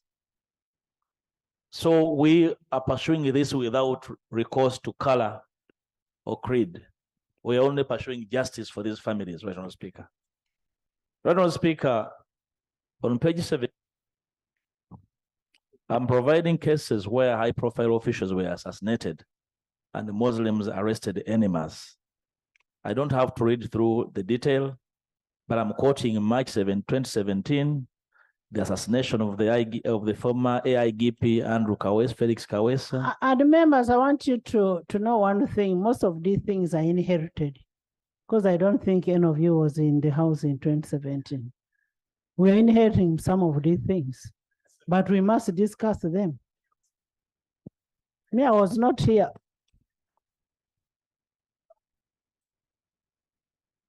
I am also quoting the June 21 attempted assassination of our friend General Katumba Wamala. I'm quoting the September 2018 assassination of ASP Mohammed Chirumira. I am quoting the twin bombings of 2021. Right, Honorable Speaker, I wanted the minister to understand why we said that there's a targeting of Muslims, to which all of us as leaders, we must really have our eyes open and see whether it is really a matter away from our scrutiny. Right, Honorable Speaker, on the issue of violations of human rights in fishing communities, the UPDF has, out of impunity, continued to terrorize and blatantly torture fishermen in various water bodies, Right, Honorable Speaker. Right, Honorable Speaker, fish is impounded from the fishermen by the military, who in turn make a killing out of it and ultimately enslave the fishing communities. Harassment and death at the hands of armed personnel have been reported on the lakes. Fishermen are terrorized and their nets seized. They are accused of using particular nets now deemed illegal, yet they are manufactured in Uganda and others are cleared for import. Right, Honorable Speaker, ironically, the government knows about the trading of such gears because taxes are levied on them. Parliament has passed numerous resolutions suspending UPDF activities on water bodies as far as the regulation of fisheries is concerned, all in vain. To date, the Fisheries and Aquaculture Act 2022 has not been operationalized and implemented. While the Fisheries and Aquaculture Act 2022 deems UPDF presence of the lakes unlawful, they will disrupt fishing activities and profit from the confiscated fish and fishing gear. Right, Honorable Speaker, on page 18, 19, 20, 21, 22, and part of 23, I am enlisting names of Ugandans that have either been killed, maimed, or drowned in various fishing communities. And this House of Parliament should not be held complicit in these violations. Right, Honorable Speaker, I understand that over 80 members of Parliament here represent fishing communities. They are waiting for a voice on these violations are provided, including names that can be verified with a proper inquest, Right, Honorable Speaker. We're on page 23, Right, Honorable Speaker. Additionally, that these atrocities have spread nationwide on all national water bodies and landing sites. Further mentions can be made concerning cases of reported from Choga County and Lamb landing sites. Right, Honorable Speaker. The names have mentioned there have suffered at the hands of the military. There's overwhelming evidence showing the wanton and reckless conduct of the UPDF on our national waters. Isn't Parliament interested, Right, Honorable Speaker, in investigating the owners and actions of the soldiers operating boats with the inscription, "Watch our seme"? Let them talk. Where they are chasing other fishermen, they are very active. Isn't Parliament interested in understanding who is behind this? Right, Honorable Speaker, as I conclude, the government is neither willing nor interested in investigating the concerns raised here. Institutionally, the bodies that have attempted to tackle issues of human rights violations have continually delved, not delved exhaustively, and effectively into the concerns at hand. But, Honorable Speaker, the government statement is therefore a replica of past statements on the same. It's not only detached from reality, but also laced with insensitivity and laden with mockery for the bereaved families of the missing victims and the hereby reject it in its entirety. Now, Right Honourable Speaker, with a heavy heart and a deep sense of responsibility to address a matter of utmost importance, the protection of human rights within our nation, Right Honourable Speaker, we are here to demand for justice and invite the House to join us. Our shared commitment to justice, equality, and the fundamental dignity of every individual compels us to confront the disturbing reports of human rights violations that have come to light. Right Honourable Speaker and colleagues, the reports on abuse of human rights, enforced disappearances, and violence are non-partisan. They cannot be ignored, and they demand a thorough investigation. Where a city government elects to commit or deliberately fails to investigate unspeakable and horrendous actions committed against people by acting extremely intolerant to political dissent and delimiting the civic space as demonstrated herein, the only fortress that remains harboring their hope and trust is the legislature. Let us speak, and colleagues, Parliament serves as a stage where the voices of the oppressed are amplified, where people's representatives refuse to be silent about injustice, and where the struggle for human rights is unfettered, fully expressed, and conclusively pursued without fear or favor. Right Honourable Speaker, precisely that is the billing and the expectation of the public in the legislature is profound. Protection and promotion of the sanctity of human rights is our cardinal role. It is a clarion call to Parliament to uphold this honor. Honourable members, I humbly submit and implore you to rise to the occasion. As a matter of fact, this 11th Parliament will go down the annals of history as having risen to the occasion when the government turned against her people.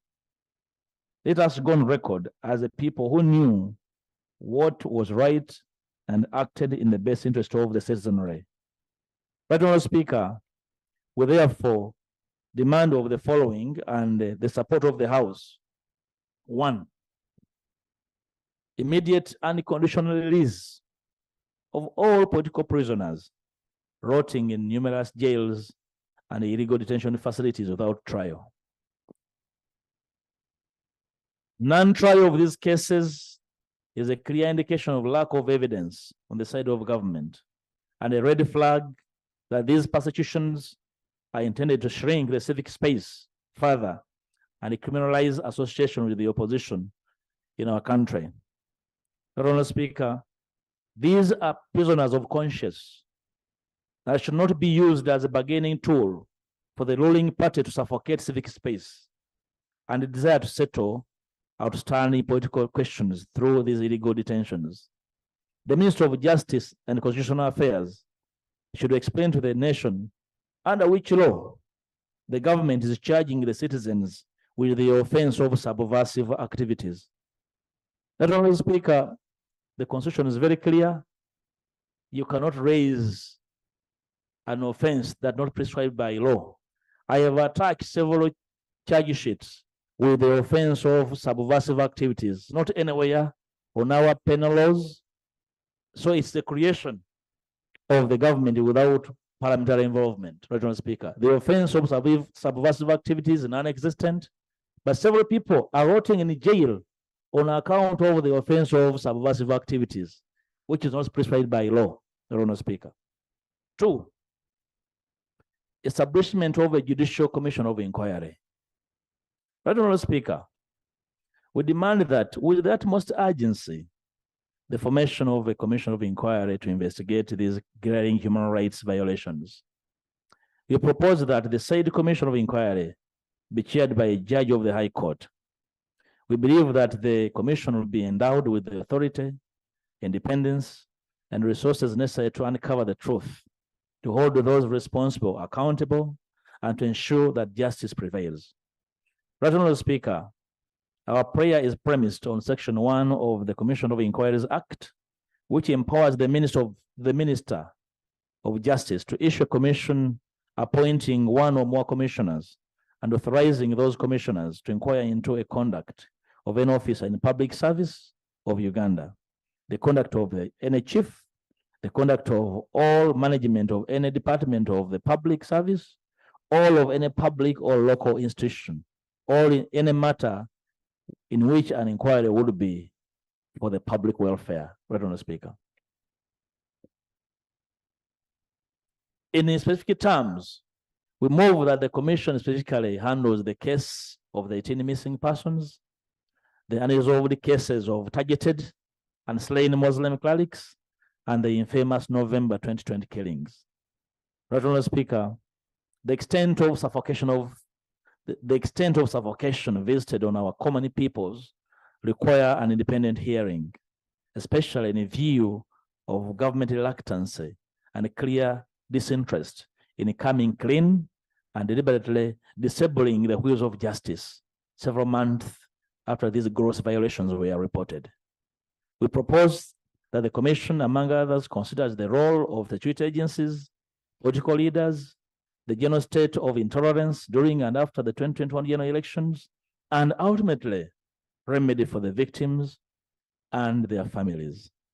3, need for a select committee of parliament. Right Honorable Speaker, Rule 190 of the Parliamentary Rules of Procedure empowers Parliament to appoint a select committee to investigate a particular matter. We propose that the said select committee investigates the rampant cases of rape, defilement, destruction of property, murders, and justified arrests and illegal closure of many landing sites in the fishing communities across the country, and ultimately remedy for the victims and their families. 4, Right Honorable Speaker, all those persons not subjected to military law, not subject to military law, and are currently being tried before any military court, be transferred to civil courts under the direction of the Director of Public Prosecution, as directed by the Constitutional Court in Constitutional Petition number 44 of 2015, retired Captain Amon Biarugaba and others versus the Attorney General, decided on 15th December 2022, and was never appealed nor stayed. Right Honorable Speaker, I beg to pray and submit for God and my country. Thank you so much, Honorable Law.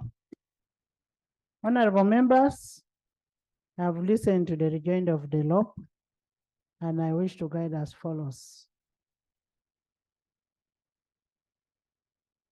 The laying, I want to look at each document that you're going to lay. Give my people to check, because you might lay a paper without, when it has nothing. You people, leave me to deal with the law. Honorable members, law, you arrange your documents, then Mr. Kema will look at it. I have listened to the rejoinder of the law, and the rejoinder was in response to the ministerial statement of General Muhosi. The ministerial statement was earlier on a response to the statement from leader of opposition. I therefore don't want to turn this debate into a ping pong. I want to borrow your word. You're the one who used that word, ping pong. I don't want it to be a ping pong between the General Muhosi and then the leader of opposition. We should go straight to the issues that we want to achieve. There are prayers that have been put in place. Let's go straight to the prayers. And I want to retaliate to what Honorable Fox Odoy was saying. We are one house, and whatever we are discussing here is for the good of the people outside there. It is not for a party, not for an individual, And where it requires us to give and take, who will do that? We should be able to do that for the good of the people outside there. I want to now open a minimum, and I'm saying minimum debate. I will have 7 people from this side, 10, and 5 from this side. Why? And then, honorable members, and then we'll have the last response from internal affairs, and then the speaker will rule. Have you heard? And no heckling anybody.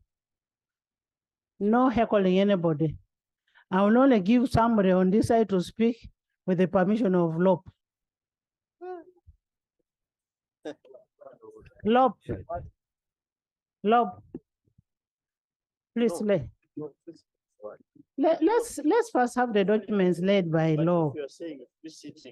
Right, Honourable Speaker, the bit about the documents I'm laying is that I am quoting each of them in my statement. So there'll be no contradiction or problem in appreciating what they are. The video clips, at your pleasure, you look at them. No problem. Thank you. Thank you. Yes. Right, Honorable Speaker, you guided well and I listened that you'll hear 10 people from the other side and 5 from this side. And looking at your earlier guidance that this is free seating and that space reserved for opposition. I know who is as an opposition. I know who is opposition. And that's what I'm saying. I will guided. not give you to speak before you hear from law. I'm guided, Madam. Yes. Honourable Speaker, I beg to lay the video evidence and the documentary evidence I have outlined in my rejoinder for the attention of the House. I beg to lay. I will review the evidence and report back if it is worthy.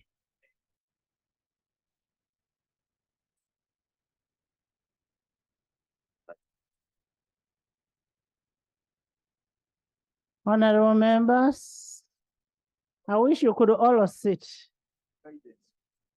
All of you sit.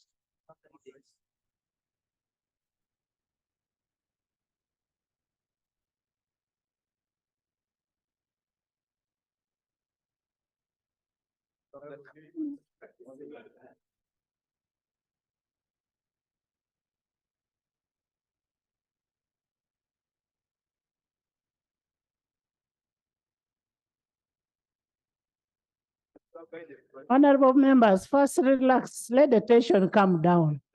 Relax. Who has the procedure matter? Yes. Thank you, Madam Speaker. I'm seeking your guidance. You're saying that they present the video clips to you, you review them, then you guide the House. Is it procedurally right to continue with the debate until or before you review the videos and guide the House?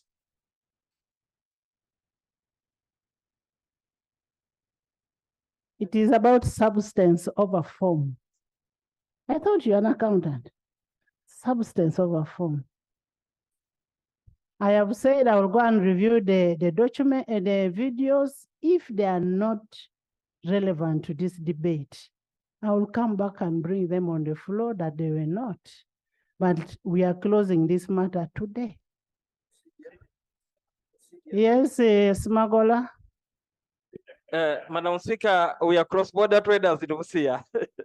Madam Speaker, whereas you have guided that the leader of opposition is given 5 slots in this very important We shall have debate. 3 independents. And we, thank you, We Madam shall have 3 independents. Thank you, Madam Speaker.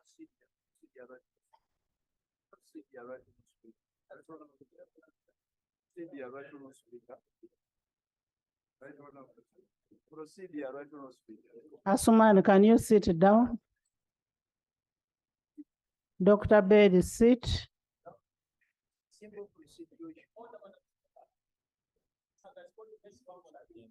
You're not a smuggler. Okay. Since both I have got, now let me start with the Independence. Dr. Musemesa, Honorable Katuntu, and Macho. But those are independents. Yes, Professor. Thank you, Right Honorable Speaker. A debate of this nature really invites us to be nationalists and debate calmly for the interest of our people. I listened carefully to the statement by the minister and the rejoinder. And I think there are areas of common ground where evidence has been provided. I think this gives an opportunity for government, again, to cross-check and act appropriately in accordance with the law. I think this is okay, and I don't think there should be much contention. But I also take exception where some concepts are used that insinuate or try to demean people. And I would appeal to all of us in this debate to avoid such a concepts, such a insinuations that may ignite tensions in parliament or even outside the community. And this is addressed to all of us. And finally, I would like to appeal to the oppositions that sometimes issues can also be handled outside the house. There are issues that can be handled outside the house. Madam Speaker, I request for your protection. You see, we are all in the government. The moment you are in parliament, whether in opposition, what, we are all in the government because the government constitutes 3 branches. That's why consultations, even outside the house, are very critical for harmony of this country. Because even when you are provided evidence, someone somewhere outside the house will take an appropriate action. The action cannot be taken, some actions cannot be taken here. They will be taken somewhere. And that's why harmony and respect for one another is very, very important.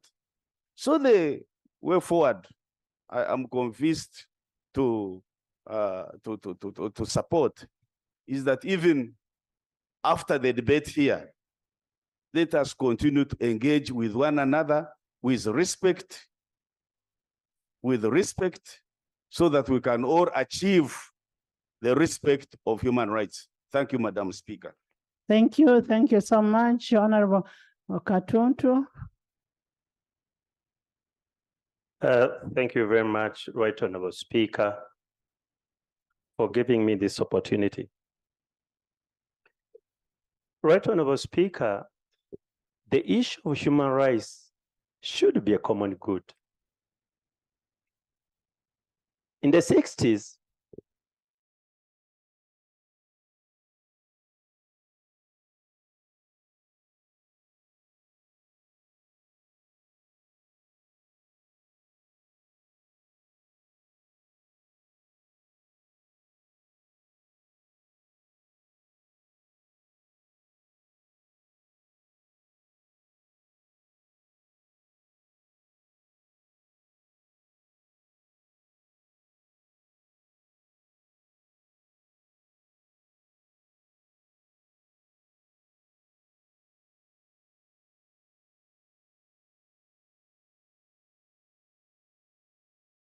in 1996, colleagues, the NRM regime established what we call the Odell Commission to investigate abuses of human rights from independence.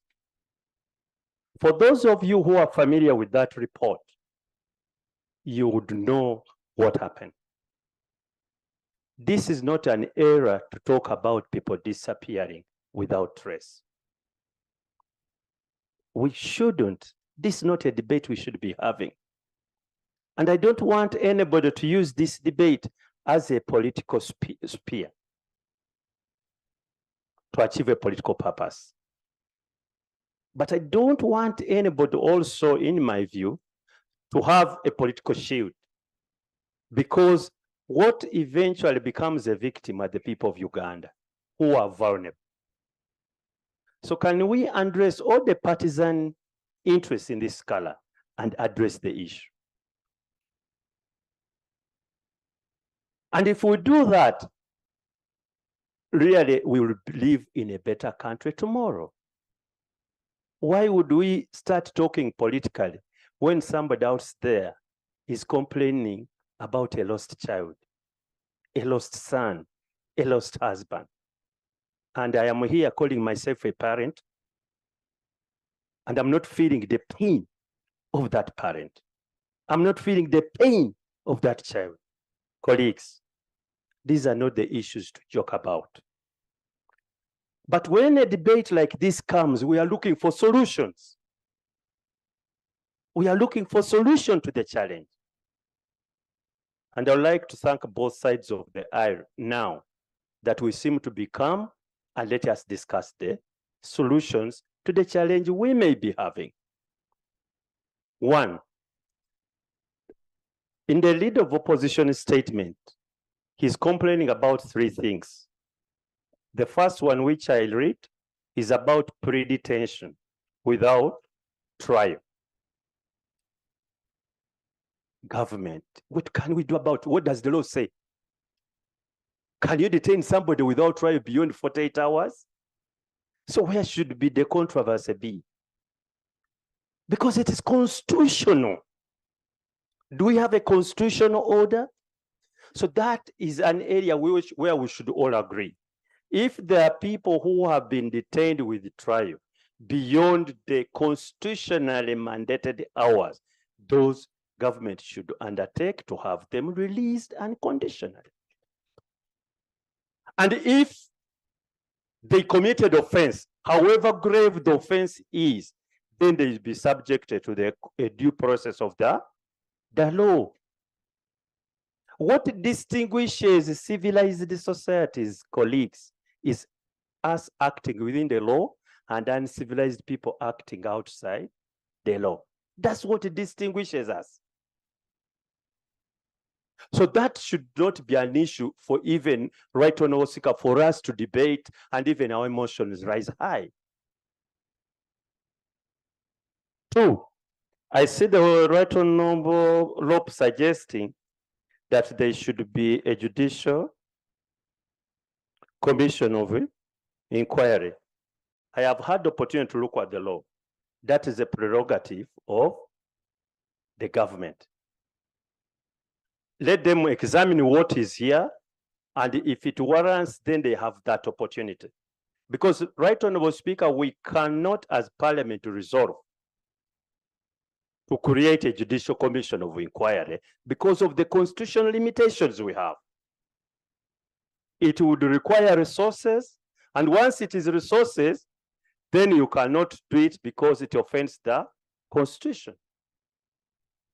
So let the government listen and then say, well, in the circumstances, does this matter require a judicial commission of inquiry or not?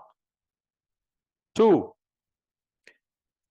three, the Right Honorable Leader of Opposition is suggesting to set up a select committee. We shouldn't have regrets in our own committees. We already have the Committee on Human Rights. It's already in place. It's only under circumstances where we don't have a committee specifically provided for that we can resort to ad hoc and select committees. As of now, Right Honorable Speaker, colleagues, let us have faith in our own committees which are in place. Because that's what the rules say. These matters can be handled by the Human Rights Committee, and then we can report We don't have to be every other time establishing commissions of select committees. That means we have no faith within our own committee. In any case, Right Honorable Speaker, where are you going to get these members who are not from this committee? If you don't have faith in them, in these ones who are here, and they all belong to different committees. So are we going to get members outside? And the people who are on these committees actually were designated by both sides. The opposition designated members to that committee, and the government side also designated members. So we have committees in place which can discuss and investigate these matters which are still pending. We don't have to be establishing another select committee. Right Honorable Speaker, there is this other issue which if they are I see compensation on page 3. What should be the problem? I thought the government had already taken that decision. I don't know why we're even debating it. Because the president came out clearly that if there are people who lost their lives unlawfully, then government is going to compensate their families. So the issue is, have those been compensated or not? And if they have not been compensated, then the government should undertake to follow up what His Excellency the President promised the country. We don't have to be debating so much about whether they should be compensated or not. Did they lose their lives unfairly during the riots? If they did, then they can be compensated in accordance with the law. And government has already taken a stand on that. So I expect the Minister of Justice. Honorable Katonto, maybe just on compensation issues. And I think AG's office is in line with what the president said. They've compensated some people and others are still under negotiation. And I wouldn't want this document to be laid on table because it will expose these people. But we can share it with the leader of opposition. Thank you very much, Right Honorable Speaker. Lastly, Right Honorable Speaker, it's about the issue of the Army Court.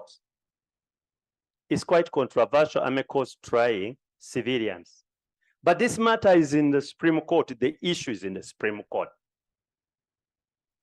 We cannot be prosecuting a case here and the courts of law prosecuting the same case. We can't. We are going to cause a conflict of institutions of government. We are trying to conflict with each other on who has the mandate to do what. Honorable members, in that aspect, in that prayer, that would amount to sub judice. And I'm happy that my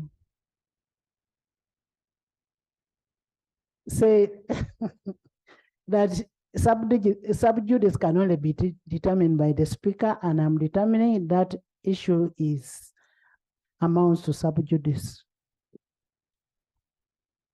Right, Speaker, now that you've determined, I can't even go beyond what I want to say.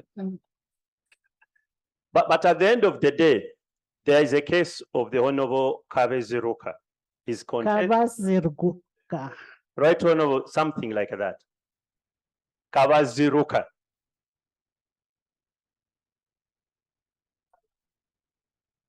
All right, Honorable Speaker, that reminds me of a joke with my friend General Tafide.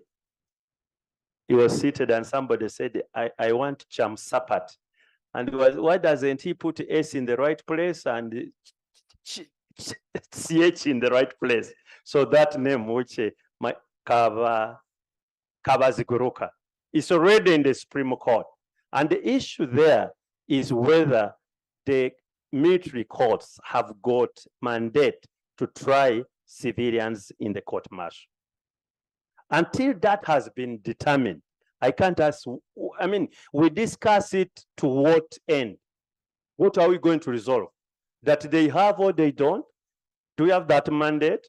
We can only have that mandate if we are changing the law.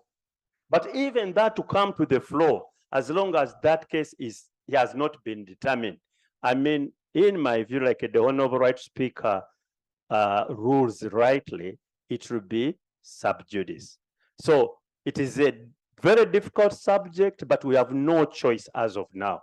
Let us await for the decisions of the Supreme Court, then we can one way or the other discuss. I would like to thank you very much, Right Honorable Speaker. Right Honorable Speaker. Just hold on a bit.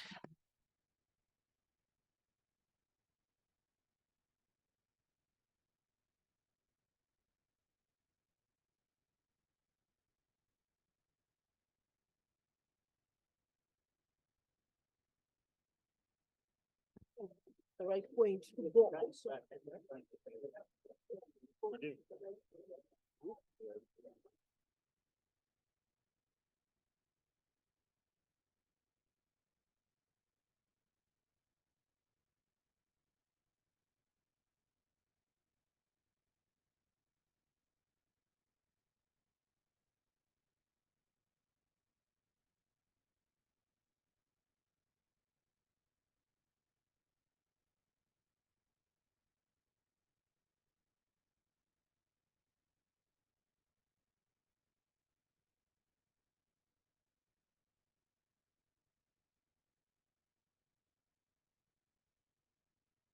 Honorable Minister of Internal Affairs, can we hear from you?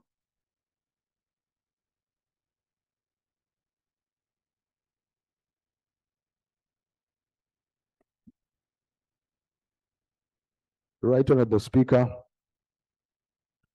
and honorable members, I've listened keenly and carefully. The rejoinder shared belatedly by the Honorable Leader of Opposition.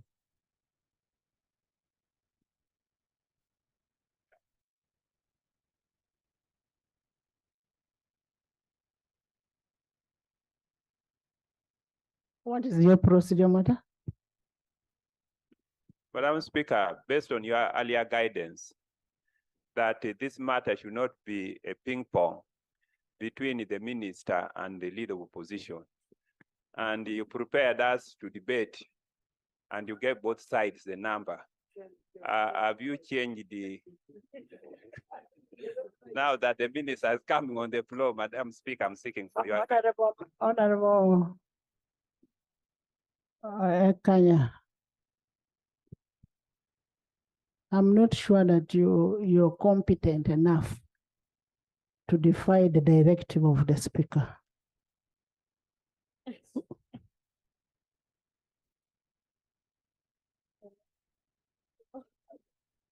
Like I said, I listened carefully. Right Honorable Speaker and honorable members, about the rejoinder of the Honorable Leader of Opposition. And to show the seriousness of government, we had the courtesy even to listen to the new things he brought in his rejoinder, because we take seriously the matter of human rights. That said, I want to still maintain, Right Honorable Speaker and honorable members, and to stick to our response, which was honest, elaborate, and detailed.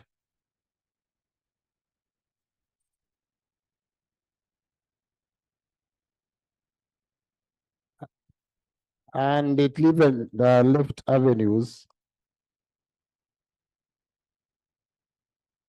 for remedy for those who felt unsatisfied by that response in anticipation. And those remedies are known to the law. Lope said that time, and I quote, he asked whether we feel pain and are alive, and if we feel for others and are human. I want to restate here that we are both and even more. We do, however, even have the obligation as government to protect and preserve human rights as enjoined by the Constitution of Uganda. In other words, it is our call. If I may, My colleagues will help on specifics, but I'll hazard some response on some of the issues raised in my response. Government didn't conceal anything. We even gave more. You remember, leader of opposition talked about, for example, only 21 fatalities. Government gave all the 56 people who lost their lives. Is that not consistent with a government that wants to account? He didn't talk about injured persons. We revealed that there were people who were injured. Is that consistent with someone who wants to conceal the truth? And I even beg the question of the logic of mentioning only 21 people.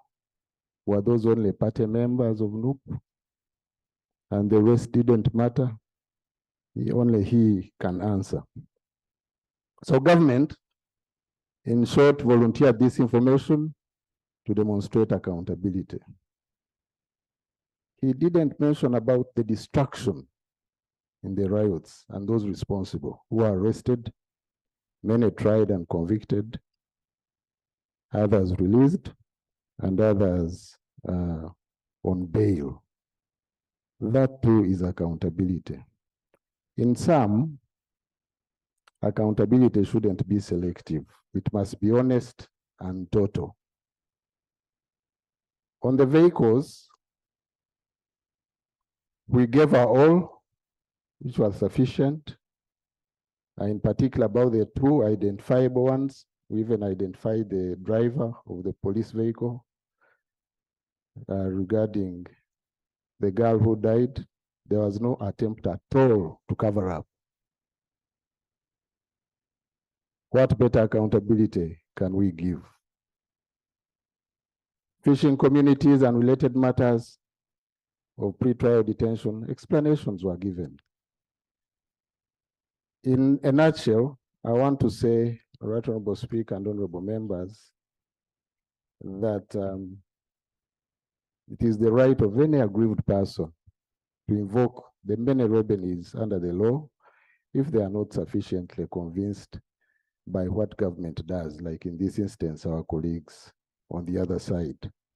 But I want to pledge that we shall continue to fulfill our obligation to address misconduct within law enforcement and security agencies, be they related to some of the hanging issues here or others that may arise.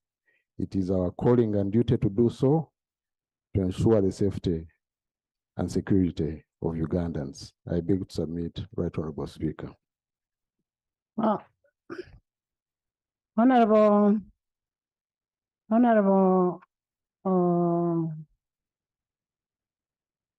General, there is an issue that was raised on persons being detained without trial. We want a government commitment that you're going to make a follow-up. Make a follow-up. Yes. I mean, make a follow-up and see what can be done. Right Honorable Speaker, we shall verify, and if found true, take appropriate action. Yes. Thank you, Right Honorable Speaker. Honorable Speaker, at the beginning in your preamble, I thought I was going to get murdered. You gave me a list. No, I wrote on a procedure matter, Madam, with your indulgence. When you ask the minister to make a commitment on the people severally in detention without trial for several years, my understanding was that the minister was going to raise and commit with time frames, because the minister is not only aware of the names, the numbers, and where they are detained, he's actually responsible for where they are and their conditions. Honorable Speaker, I find difficult and very compelling that I should listen to the minister at this level with that kind of tone. Right, Honorable Speaker, are we making headway? Which tone do you want him to use? Right, Honorable Speaker, Maybe the maybe minister, that's how he speaks. yeah, sure. The minister came here aware of people detained without trial for more than 2 and 3 years, respectively. He's also aware of the fact that the state has failed to prosecute them, right, Honorable Speaker. Honorable. Without being clear on time frames and action, can Parliament debate in generalities? Honorable Law, let's debate on this issue. I'll make decisions. Okay? I'll make a ruling. Segona.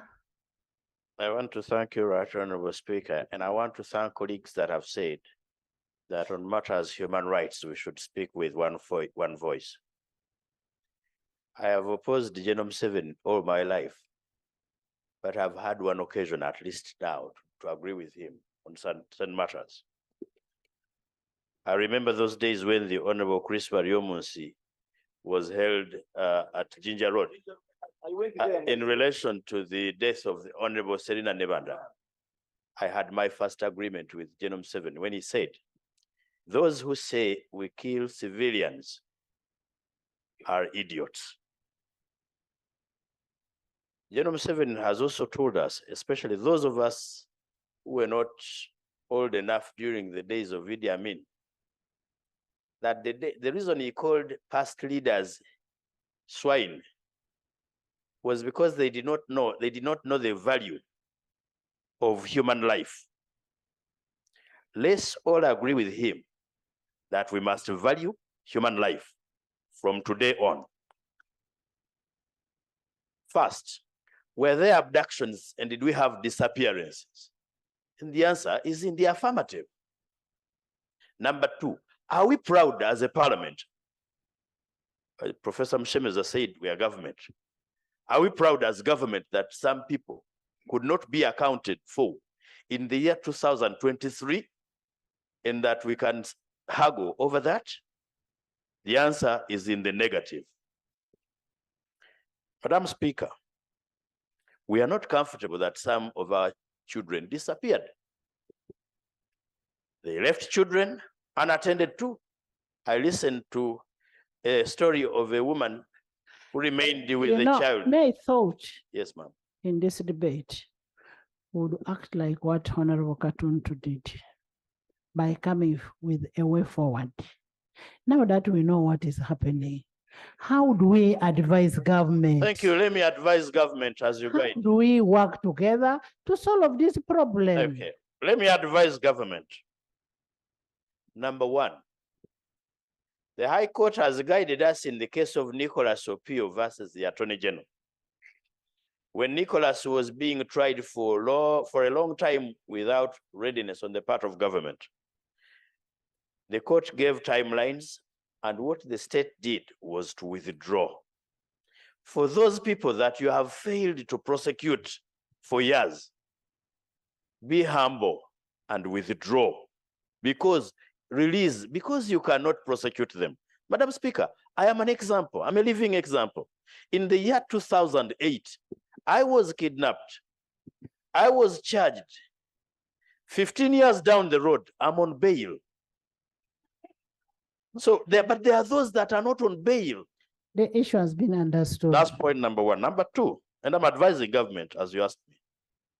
Number two, we have disagreed as politicians on what to do with these people who are allegedly in disappearance. Let's get somebody, let's get an arbiter. The Constitution gave us an arbiter, and that is the judicial arm. Let's appoint a judicial committee, a judicial commission of inquiry, where everybody will go and present, and we shall all be bound. I am alive to the financial implications that have been alluded to by my brother, Honorable Katuntu. Very alive. That's why we are proposing to come up with a joint position as government. If we agree, it will come with the certificate of financial So we are all implications. now government. Yes. Thank you very much. Okay, I'm happy you have agreed your government. Number three. The issue, Madam Speaker. the issue that was raised by Honorable Katuntu affects Article 93. It has a financial implication. of us getting a judicial service commission. That's why it comes from all of us. Yes. Let's agree. Let's agree. Number 4, these security organs of ours, we made a law, the Security Organizations Act. In section 4, we did forbid them from arresting and detaining. Let them stop. Are you not embarrassed, colleagues in government? And now I'm talking about us. That somebody is in police custody today. The following day, they say, we handed him over to CMI and he's missing. And is missing for years. Honorable members, honorable colleagues, let us stop. Let us give confidence and equipment to our police to do their work. Let the security organizations do their work. I can see the trouble with my brother, General Muhoozi. General Muhoozi is the Minister of State for Internal Affairs. But he's not in charge of the people abducting. He's here speaking. The English call it being the ugly face of the devil. The person in charge of the abducting institutions is General Muhoozi. He's not here. Sorry for the closeness of the name. General Muhoozi. Security. We are dealing with CMI. We are dealing with ISO. Because police had these people in custody and handed them over to CMI. The drones are not operated by the police. He wants to clear something. Just let him clear. I know. For the record, CMI is not under the Honorable Jim, it's under UPDF. Under the Honorable both here. And the Honorable both. Oh, I'm happy now that I have the suspect. And I have the suspect closest to me and to my heart.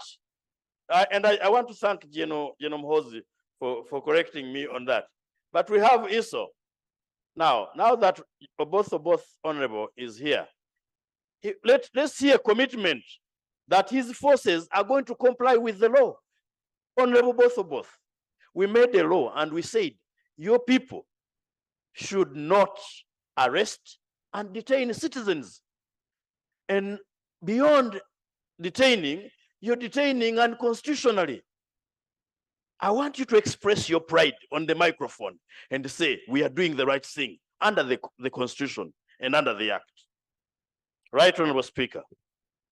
Let's agree. I agree with the Honorable Katuntu that we have our committees and we should empower them to work. And these committees include the Committee on Human Rights, which for the record we have stated before, is an oversight committee and is not a sectoral committee. It should not be the other side, it should be this side. That notwithstanding, and I have immense respect for the committee, as well as some fair respect for the Honorable Fox Odoi, and I will explain why fair. Why fair? Because he's the only one who has disagreed with the entire House. And that notwithstanding, Madam Speaker, even a select committee is a committee of Parliament. It is envisaged in the rules to do a specialized job. And we have done it before. And that one is done by none other than the person we trust most in this House. It is you, the Speaker. Madam, sit in that chair, take that decision, appoint this select committee. For those other issues that we cannot agree on as politicians, let us refer them. Indeed, I am very happy the Honorable Minister for Justice has come out to say that as government, and I quote him, we are stuck naked on the issue of human rights. Now, I want all of us to wash ourselves clean. Let's appoint a committee that is purely professional, that is devoid of political biases, that will bring all of us together. It is a discretion, I agree, a discretion of the minister. That's why we are here, to appeal to the minister. Unfortunately, he's not here. Oh, the deputy is here. I'm glad that the Deputy Minister for Justice is here. Clarification is never denied, especially from a person like me. Be respectful, Honorable. Thank you, Very much right, Honorable Speaker. I thank Honorable Segona for yielding the floor. You insinuate that committees of the House produce biased work. Could you clarify? Because you are saying a select committee is the only one, just hold on, is the only one which can give work which is professional and biased, as if the various committees which we constitute in the House cannot give objective and professional work. Could you clarify? Honorable members. I'm very happy. Honorable members, before you, first of all, the committees that we have are very professional committees. And the committees do a very good job. One of my best committees in this house is Park Central.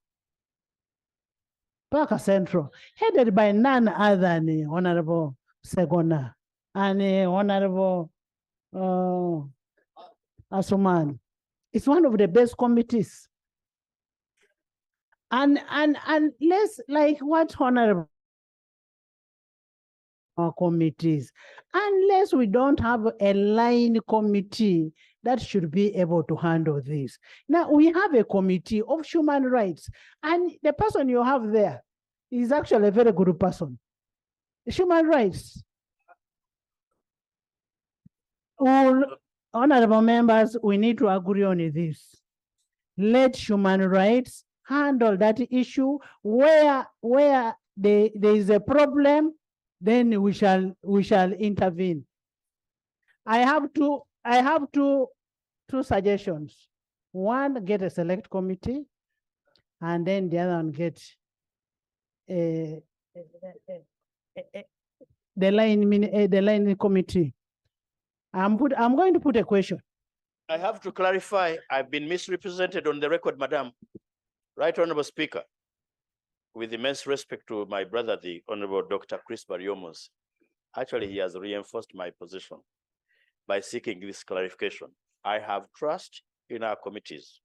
I only said, on those matters where we have disagreed, not disrespected, we have disagreed on matters to do with how to handle the missing persons. I suggested a commission of inquiry.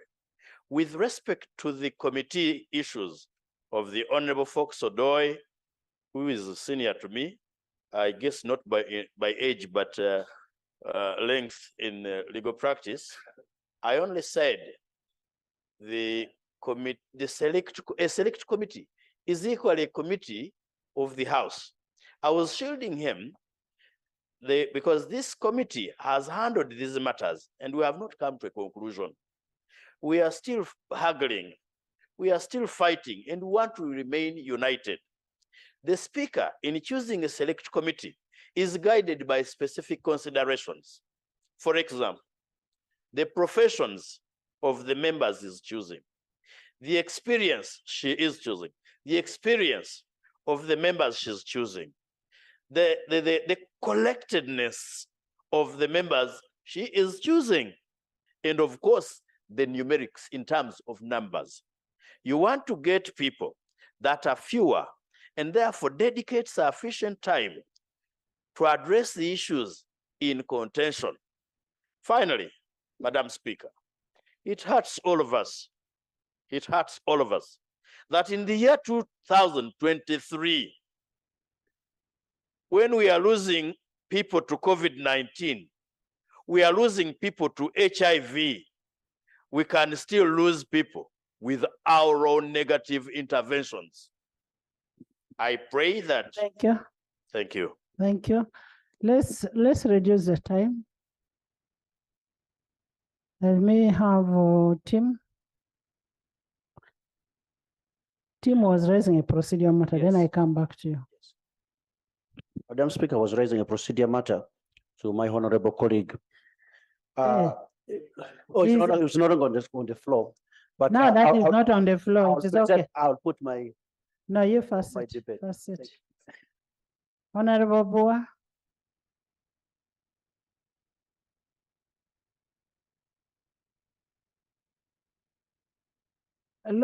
Thank you so much, Right Honorable Speaker. This one is disturbing me.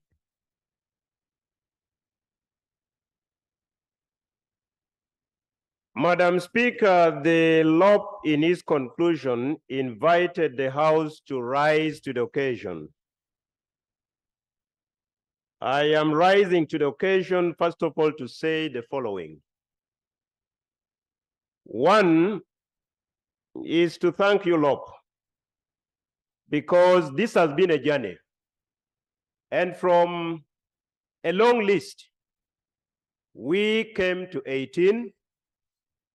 This statement on page 4, the LOP made a choice to highlight some of the cases that clearly indicate glaring contradictions. And Right Honorable Speaker, I want to restrict my submission on the written text of the rejoinder. Parliament, as the temple of legislation, is a house of record. And our record must be consistent, in my humble opinion, not full of contradictions. This is the rejoinder, to me, in a layman language response to the statement by the minister. I wish to start, and also I am going to raise glaring contradictions, because they are. On page 7, under the name Semudu Michael Jackson, on the attachment that were laid on table, there exists a photocopy of the national ID of one Semudu Michael Jackson. And I want to confirm that the national ID is indeed a true record of Semudu Michael Jackson. However, on the list that was submitted earlier on, where the minister made a response, under the name Semudu Michael Jackson, these are now contradictions I'm also raising. The reference number given by the same source was KMG GEF 460 of 2023. The rejoinder, the same name Semudu Michael Jackson has now a different reference number. The reference number is SDREF 84 26 11 2020.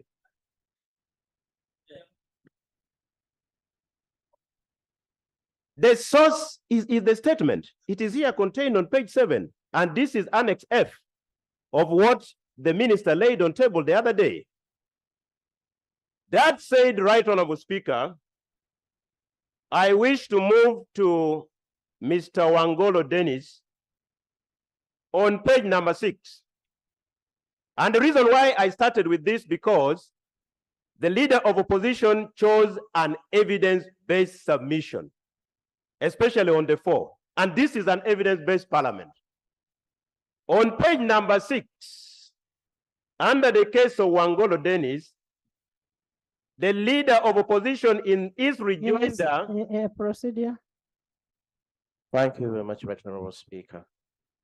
Right Honorable Speaker, earlier on, you kind of showed us guidance by appreciating the Honorable Katuntu for coming up with solutions. Right Honorable Speaker, the Chief Whip is before us here,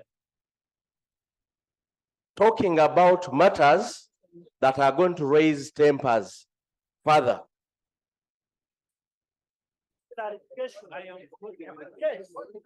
Right Honorable Speaker,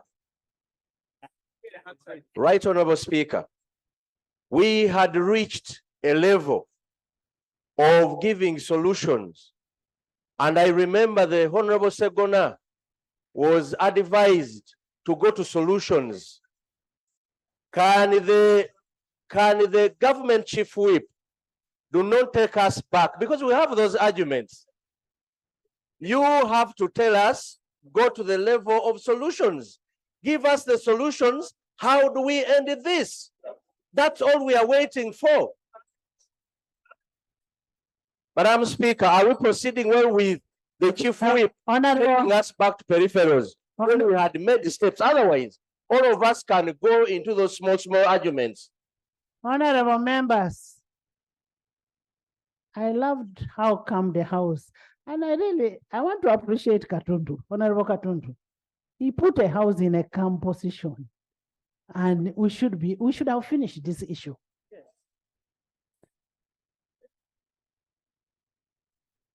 Honorable members, and I told you people, let's not open the Pandora box.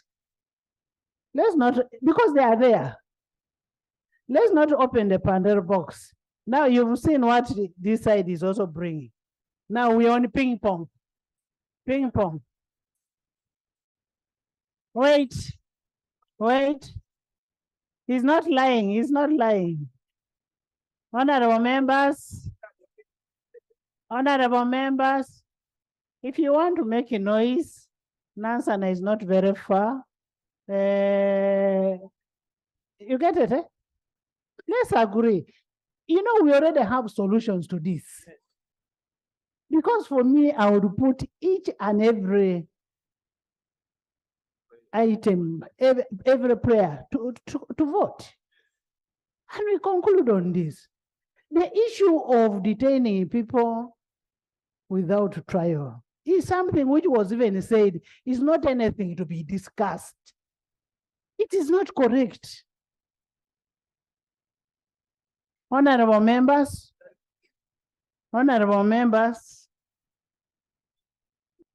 I want us to start with that issue of detaining people beyond the 48 hours. It is that leads into another disappearance. You get it, eh? So that should not be an issue. Honorable both, what do you think about that?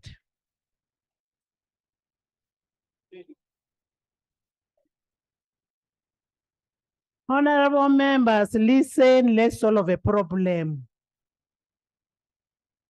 I think, Right Honorable Speaker, I want to agree with you.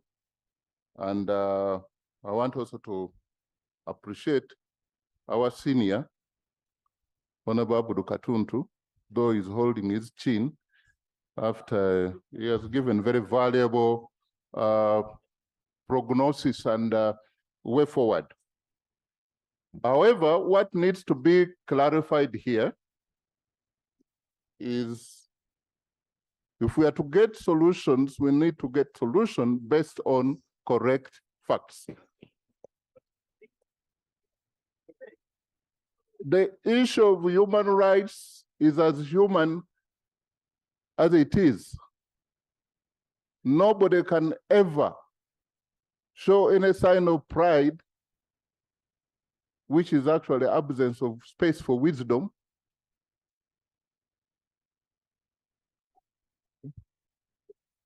Yes.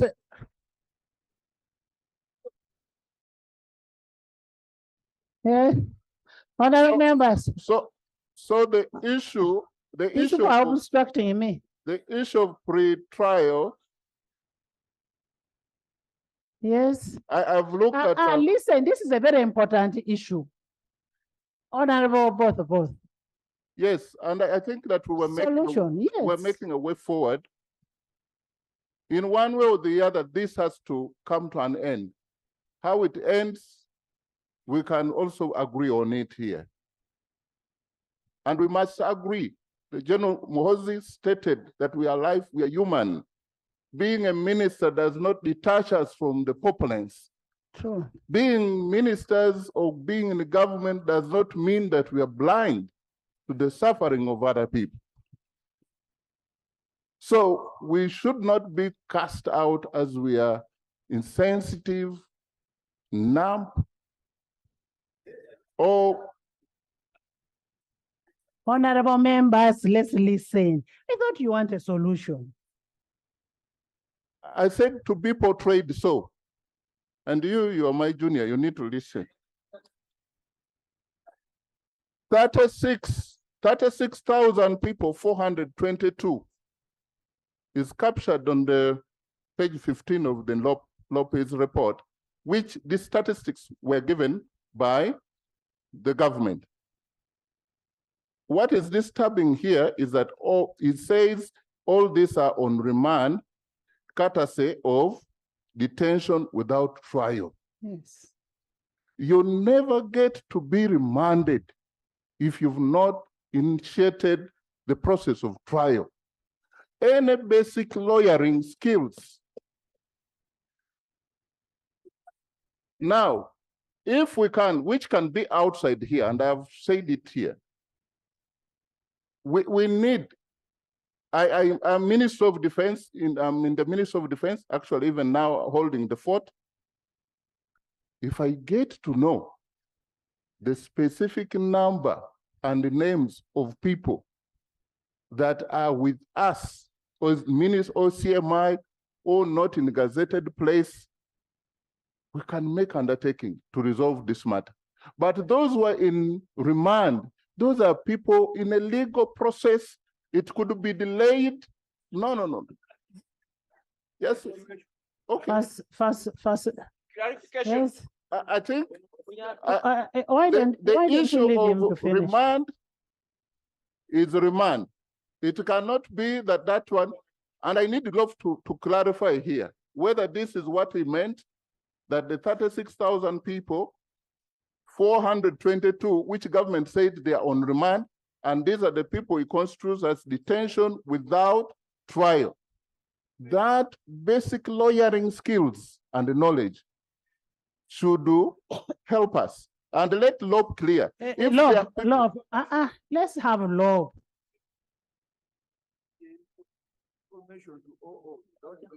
First of all, I want to thank the Comrade OO for rising to the occasion to speak to this gap.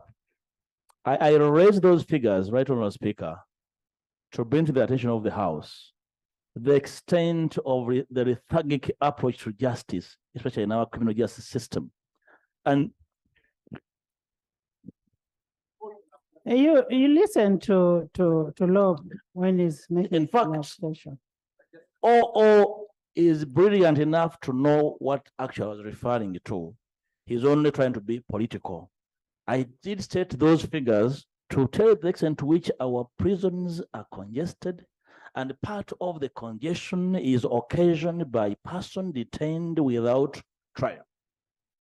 Secondly, he's saying that he's committing to intervene if he gets to know who is in CMI, who is with the ISO, from whom are you trying to know those people with the CMI and ISO? Is it us or you in charge? No, what he says is going to find out from...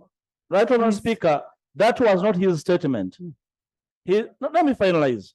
And you see, because we are dealing with the evidence, I have laid bare the fact that there is admission of government agencies to the detention of Damulira. Let him respond to Damulira in particular terms as a starting point. There's a procedure matter. Right, Honourable Speaker, thank you for allowing me to raise the procedural matter. Honourable Speaker, you are allowing the House to debate on what I would call half information from the Right Honourable Rope. Rope has presented a half of the information and has laid it on table, some other information that would help this House take a decision. Because we have not seen all the information, it would be a disservice to this country and the House to take a decision. And he has tricked this House to provide to demand for unconditional release, which is not in the power of this House, which I don't agree with him. He has provided also for establishment of Judicial Commission of Inquiry. Commission of Judicial Inquiry cannot go with select committee, and we don't have power to establish a commission of inquiry. If we have power to establish the select committee, which select committee can get all the information and presented materials under Article 90 of the Constitution. Let it be so that we have a select committee, we process the matter, we come here, take a decision which is informed. Otherwise, we have half information from the speaker. Would it be procedurally right for us to have all the information as processed, as presented, so that we take a decision? I thank you. Honorable members, we'll take a decision on whether we'll have a committee select, whether human rights or whichever, we'll take a decision at the end of it. We wanted a clarification first from Honorable Bothabo. Since the general said CMI is or whichever is under him. So can you give us a clarification and what you think about the specific prayer?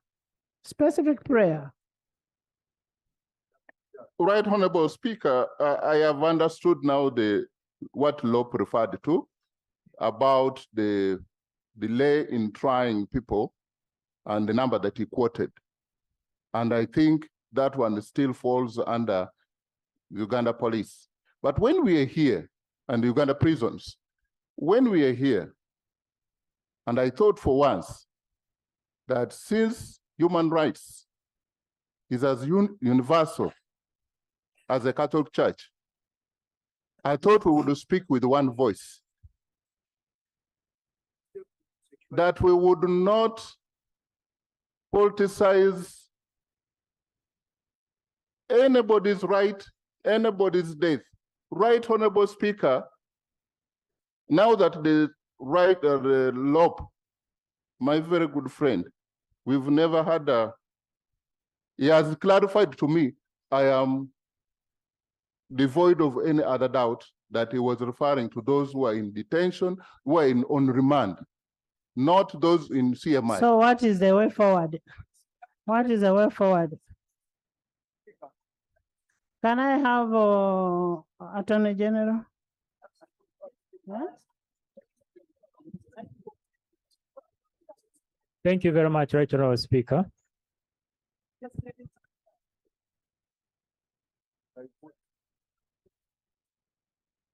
Thank you very much, Right Honourable Speaker. The matter in issue is the allegation that so many people are in detention without trial. Asman, why are you pointing at my age? Come back where you're seated. Come back. Right Honourable Speaker, the matter in issue as raised by LOP is that so many people Honorable, are on remand without trial.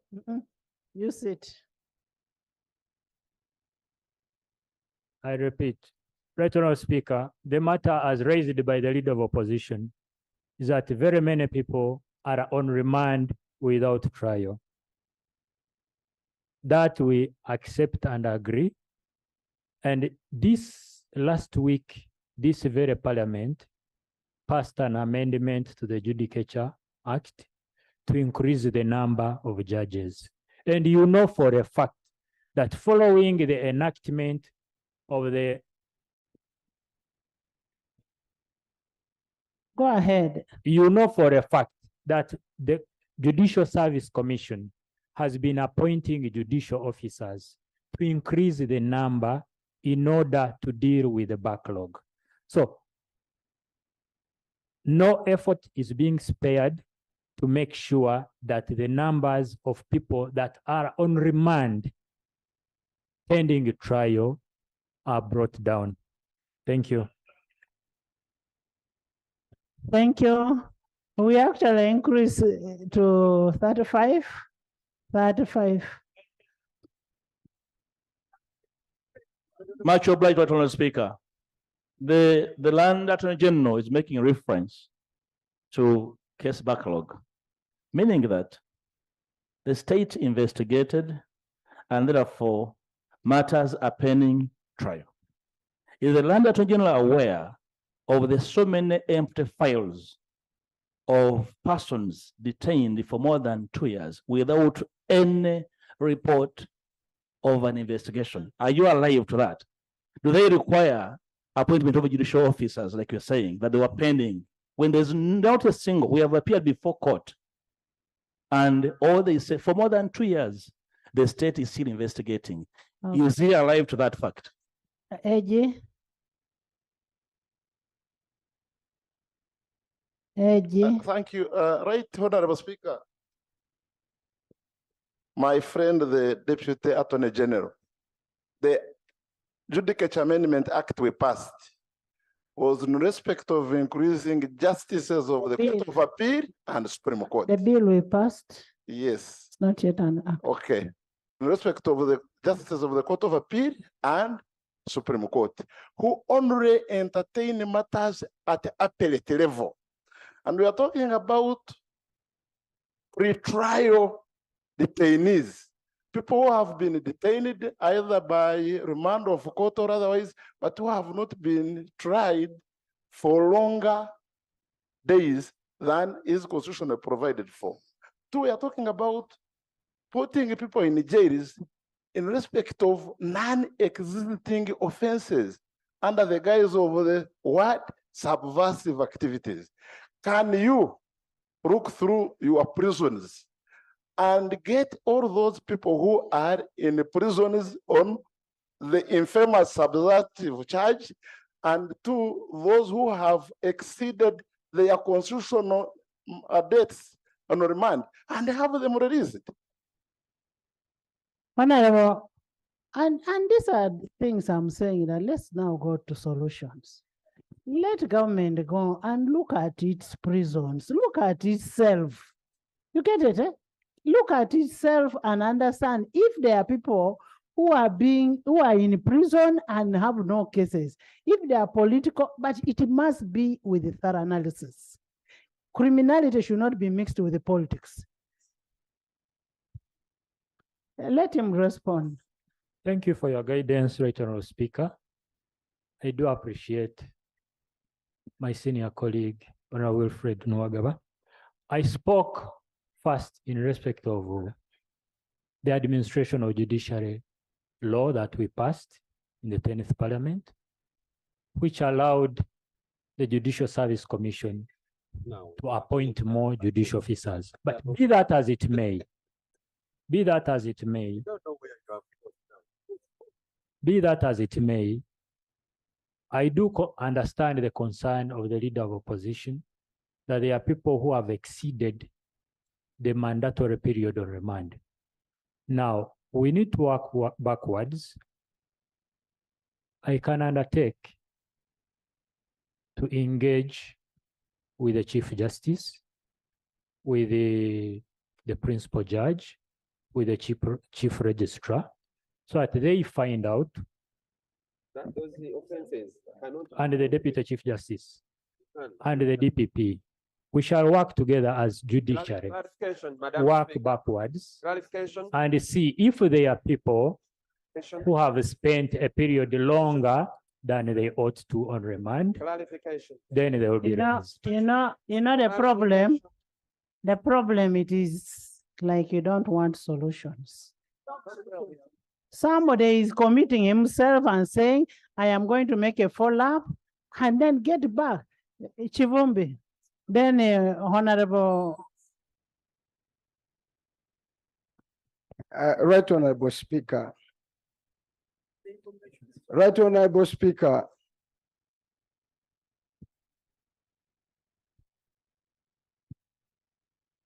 Right Honorable Speaker. When I was in school, and I was there at the same time with my friend Oboth, we were told the incomparables,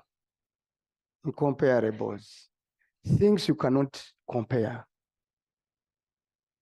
We are speaking about any government, any office of government, be it a member of parliament, undertakes to protect people's lives and property. And I'm speaking for justification for number 2. I'm being specific on the establishment of Judicial Commission of Inquiry.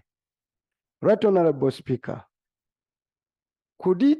can we find space to compare a missing person with financial implication? Because what you are trying to do. And also before you go there, can you look at all your books of law and find out whether you have a body mandated to handle issues of human rights, and ask yourself, why are you running from that body? You as Parliament of Uganda formed that body, gave it the powers to handle issues of human rights. Now you're saying, let's go away and form a Judicial Service Commission. I want you to look at the two things. Yeah, I will navigate those issues, Right Honorable Speaker. I think we should be the last persons where any Ugandan is missing. Countries commit troops to die. They go to war if their persons are missing. Now, anyone, even they go to war to reclaim dead people, those who have been in the front line. If your colleague dies, you can commit more soldiers, risk more death to claim a dead person. But here we are on this day, trying to invoke a financial implication in the argument against finding missing Ugandans. Right Honorable Speaker, I find that argument not only weak, no, I can't use that word. I find Who is that who has said nonsensical? Who is that? Who? Not Chivumbi. Who is that? It is you. No, you. Nansana. Get up. You can't do that in this house.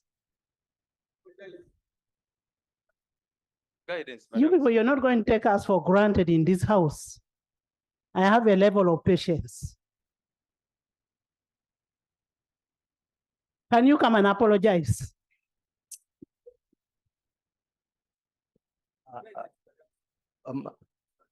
Sorry, Madam Speaker, for the statement I made. Withdraw it. I'm withdrawing it. But what statement? Madam Speaker, I was not on the nonsensical. How? It was not on liquid, but can you withdraw it? I've withdrawn it, Madam. Wama Haji, with due respect, continue. Madam Speaker. Right Honorable Speaker, there is a video that I've watched over and over again by President Yoweri Museveni. I think that video was that statement he made immediately after taking over power. He said it on what? He said his government, he will not preside over a government where a Ugandan is lost and cannot be traced or are not accounted for.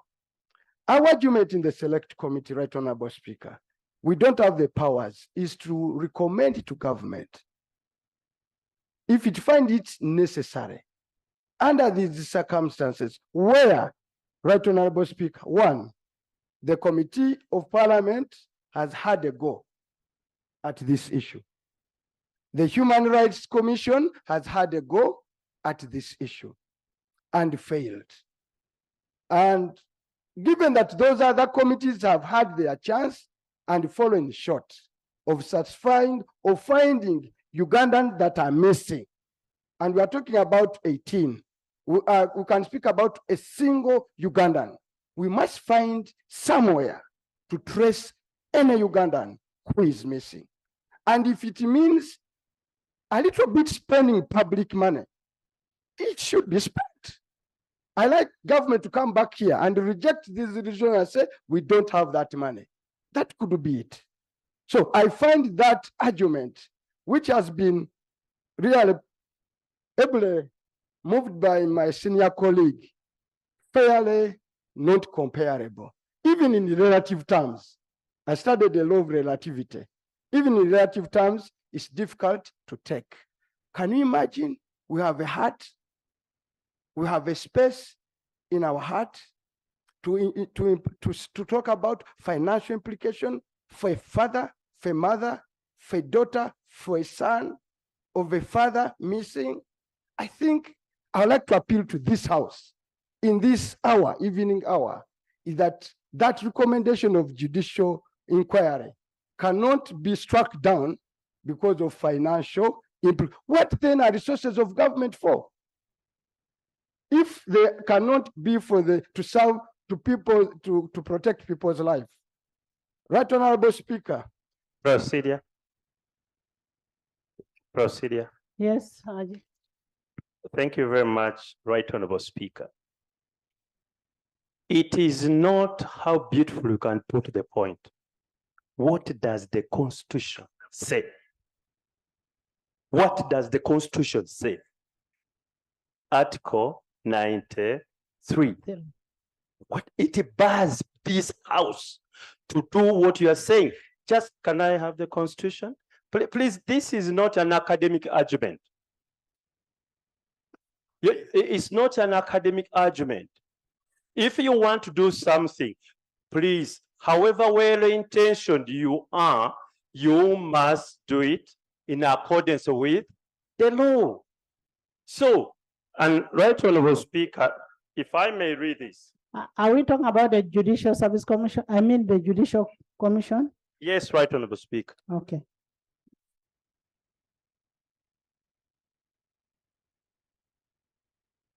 Right Honorable Speaker, Parliament shall not, shall, and shall means mandatory, unless the bill or the motion is introduced on behalf of government, proceed upon a bill, including an amendment bill that makes provision for any of the following. Proceed upon a motion, that is B, upon what? A motion. And resolutions always arise out of a motion.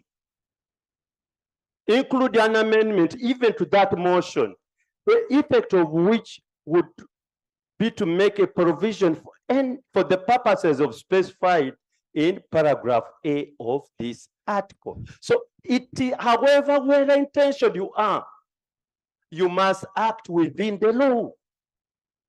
And if you want to act within the law, because you are well-intentioned, I can tell you, you'll be acting illegally or unconstitutionally. Honorable Katonto, if I understood Honorable Chivumbi very well, he knows and is aware of the law, he's aware of Article 93.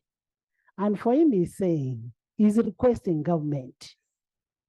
He's requesting government, not that he does not have the locus to bring the motion to that effect, but he's requesting government. And that's why I was saying, now that is requesting government, that's why we will put now, we will now go and look at prayer by prayer and see whether government is willing to bring a motion to that effect or not. The government, we don't need explanations. Yes, there's a procedure matter from Dr. Chris. Hey, you want to submit? Yes, there's a procedure matter. Thank you, Madam Speaker. Madam Speaker, I do understand where the opposition are coming from, but I just wanted us to look back, Madam Speaker. I'm on the floor, please. I just wanted us to. You understand where our colleagues are coming from? Yeah, I understand where our colleagues are coming from. Thank you for the clarification. Madam Speaker, the Committee on Human Rights, Parliamentary Committee of Human Rights, presented a report on this matter. Don't take out. No, I'm reaching to Honorable. I'm just. Honorable. Madam Speaker. Sit. Honorable, sit.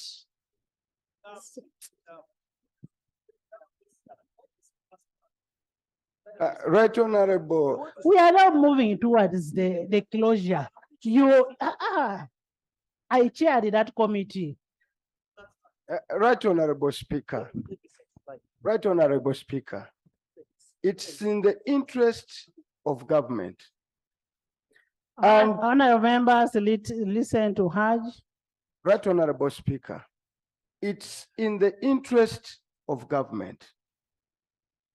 And it is in the interest, I think, most fundamentally, for the head of state, who is on oath to protect and protect people's lives and properties, to ensure and to take responsibility, to ensure that missing persons are accounted for. Even if they were to be pronounced dead, it's in the interest of government. I want to implore my friends here and senior colleagues in this parliament that they should find a space within their government to go ahead, and good enough the Prime Minister is here. I would like to implore you to go ahead, given the contradictions and the consistency. The Right Honorable Speaker, who was in the chair when this issue came up, read a number of times your house, even you when you are in the chair, where these issues have featured. So they are not one-off. Consistently, there have been arguments. Therefore, we want to implore the government side to find it within their power. Thank you. To appoint a judicial service commission. The commission of inquiry. No, commission of judicial. Right.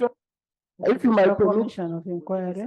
if I were to speak on number 3, because we are finding, I'm only speaking on the, if I'm to speak on the last one. Which last one is number select committee of parliament. I think my honorable members, senior, why don't we handle these prayers one by one? What would have even finished? Let's handle one by one.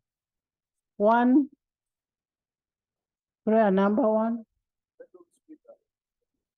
Prayer number 1. Thank you very much, Right Honorable Speaker. I think on prayer number 1, the Land Attorney General had already made a commitment, but we want to clarify that the government has no political prisoners. Ugandans are arrested on the basis of suspicion for having committed a crime.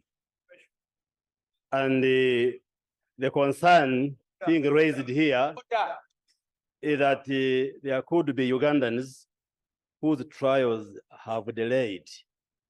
And the Attorney General undertook to check with the relevant authorities that in case there are people who are in jail and their trials are delaying, then action will be taken.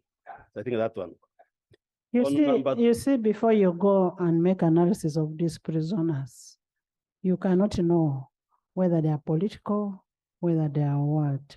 So what we want you to do, what we want you to do,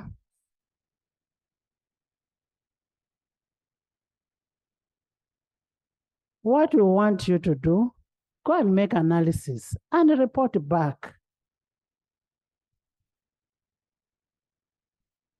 Right, Honorable Speaker. Which Attorney General had made a commitment? Yes, that's what I'm saying, right, I am speaking as a government minister. No. You say, Madam Speaker, a political prisoner presupposes that Honorable Boga is arrested because his opposition is NUP. And I'm saying no, that the people arrested by government Honorable members is on the basis honorable members of committing a crime. Honorable members, yes. Honorable members, the issue that is being raised is on borders Article 28 of the Constitution, fair hearing, and Article 29, freedom of conscience, expression, movement, religion, and assembly and association. So I want executive to go and examine these prisoners and cause release of these prisoners. Go and examine them. The prisoners who have been there beyond the mandatory time, who have not been tried. Yes. I have not mentioned the political prisoners. I am saying prisoners who are there. On political charges. Yes. Right, Honorable Speaker and honorable members, can I request honestly that we go by the proposal of the Attorney General? Yes. Instead of setting a bad precedent, which is not even practical, that people can be released through Parliament. Let's go. No, Parliament is Yes, yes. Parliament ordering. Because that's what it comes to. By right, the Honorable way, Speaker. as members of Parliament, we are constrained to do the work of courts. That's not our role. And as such, we are only imploring government to go and act. Our work is not the work of court.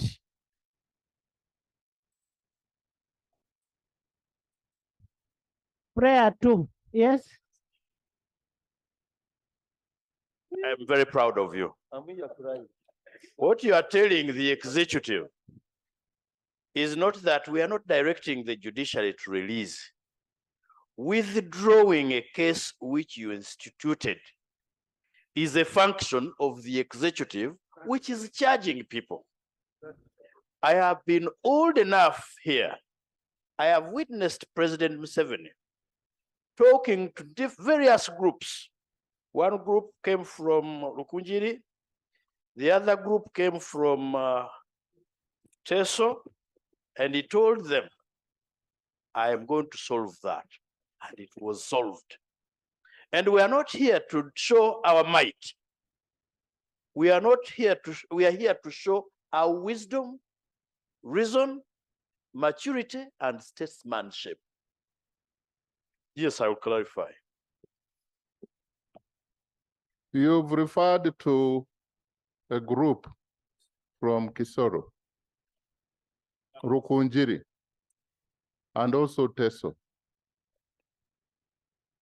Has any other group done the same? Or you are trying to achieve what that group achieved through this house? Can we go to prayer number 2? I thank you. I thank you for ignoring him. Prayer number 2.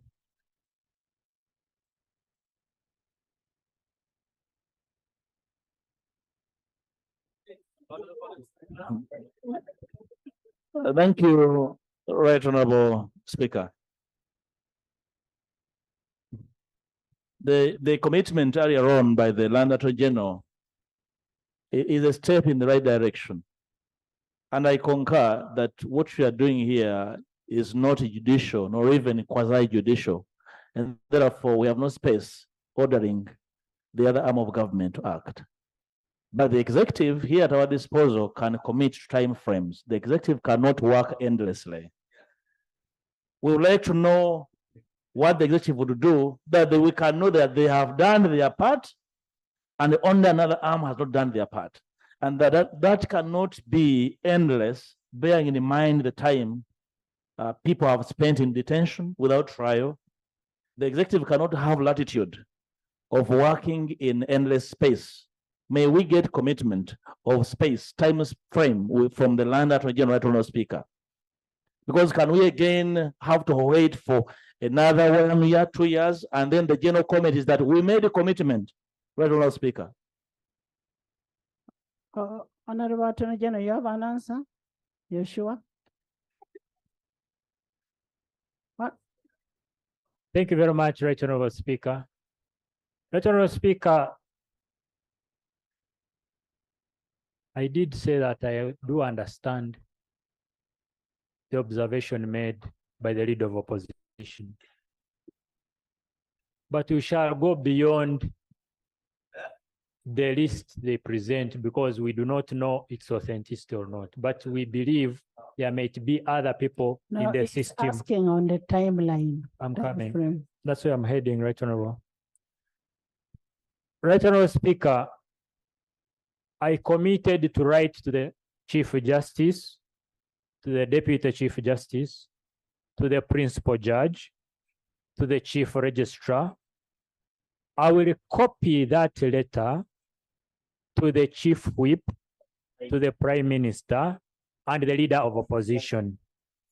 I cannot give timelines because I do not have control over courts. Honorable members, I want us to be very careful. Honorable The members. judiciary is independent. I want us to be very careful and mindful of the fact that the judiciary is independent. I'm simply going to express the concerns raised by this parliament to the head of the judiciary, the Chief Justice. Honorable Love, what we can do, since this matter is still before and is continuing, I don't think those are the last people to be arrested or whichever disappear. I want us to continue, listen, I want us to continue engaging in this. Give me a write-up on what you've agreed with the other arms of government. I personally am going to engage the head of executive. Guidance. I am going to engage the head of executive on this matter, and then I will get a response to that effect.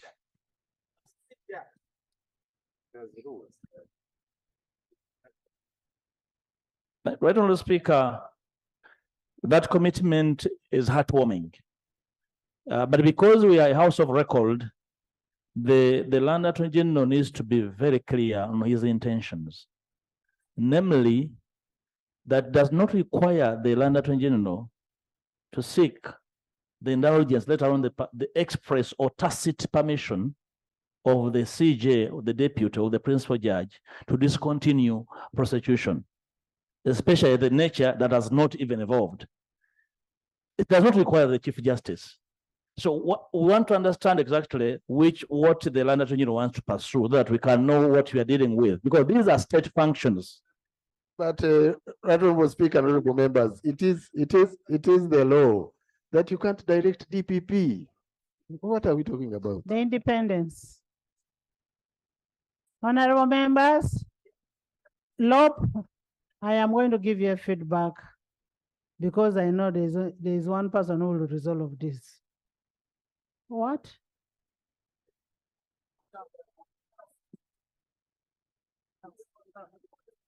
Prayer 2.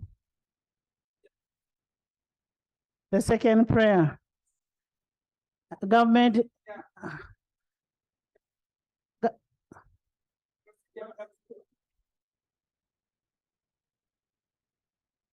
Our view, Madam Speaker, is that if we're combining 2 and 3, is that we have trust in the institutions of government and even this parliament. And we do feel that if there are issues which are still subsisting, the existing institutions of the state, like Human Rights Commission, and the others can take them up. Because I read the report of the Human Rights Commission, their concern was non-cooperation of the affected parties. If the leader of opposition can undertake that he can work with the families to make sure they provide information, because most of them, they were saying, we want clearance from our party. That's the concern the Human Rights Commission was raising. That's all. So, Honorable government. So our view. We have 2 views. Yes. The 2 views on 2 is a judicial commission of inquiry, where Honorable Katuntu rose on an issue of 93 Article 93. And that is only mandated for you. What we can only do is to implore government to bring a motion to that effect.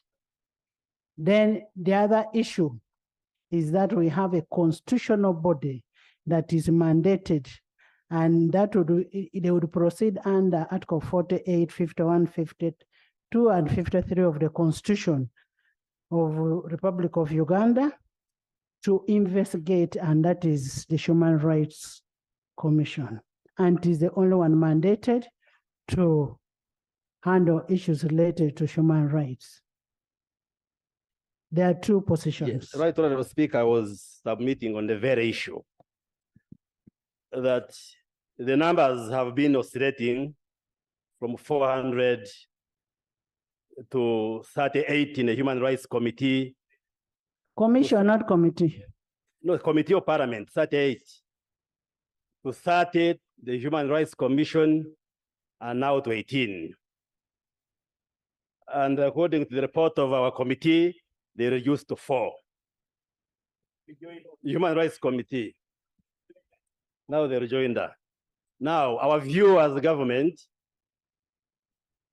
is that the number dropped. Lop and Honorable Bua. Can I be listened to? Lop by and the- Honorable Bua, can you go out and sort out your issues? If you want to fight, you fight in the corridor. Yes. Yes, our view as the government is that there are existing remedies within our legal framework and institutional framework. I read the report of the Human Rights Committee, and actually that's where the number dropped from 30 to 18 because they were able to trace the 12. And their concern was that the next of kin who were provided were not cooperating. And many of them were saying, James, first come back. we have to get clearance from our political party and NUP, some of them. So our request is that if the leader of opposition and leaders of the opposition can undertake to help in providing information, then this work, if there are areas where there is still dissatisfaction, the Human Rights Commission and the other state agencies can do this work. And therefore, we shall not bring a motion to this effect. Our view is that this can be done by the Human Rights Commission, provided our leader of opposition supports the families to make sure that information is provided, they can trace this. Yes, that's our view. And honorable members, I want to also remind you that under Article 54, it talks about the independence of Human Rights Commission. And for me, I'm not going to go into argument. Those in favor of the Human Rights Commission, I mean Judicial Commission, I'm going to put 2 questions. With your indulgence, Madam Speaker, we need to get these issues very clear and without emotions. I have, with my team, gone out of our way to establish how the commission worked. In fact, on 3 occasions, the family members attested to the fact that the commission asked them to negotiate with the government for a financial settlement. Secondly, it's not true that these families did not cooperate. In fact, when the commission at one occasion declared that they're going to close the files, we reached out to the families, put them in a vehicle, and took them to the commission. And they pointed to people that were saying they have never seen them. It says, you came home, we saw you, why are you denying our existence? So, Right Honourable Speaker, this commission is so disabled in the circumstances to deal with this matter. It is conflicted. It's been negotiating financial settlement, Right Honourable Speaker. The chairperson is a brazenly partisan, Right Honourable Speaker, with due respect. Right Honourable Speaker. Secondly, in the minister's statement. There's an order. There's an order. Honorable Mpuga, Honorable Law, we are 3 leaders of this institution. And you know very well that the Human Rights Commission reports to Parliament. Before we give them an assignment, why don't we call them and talk to that team and agree with that team? This is what we expect of you. That is what we expect of you. Short of that, you're in appointments committee, we can send these people back to the sender if they are not doing what is expected of Ugandans.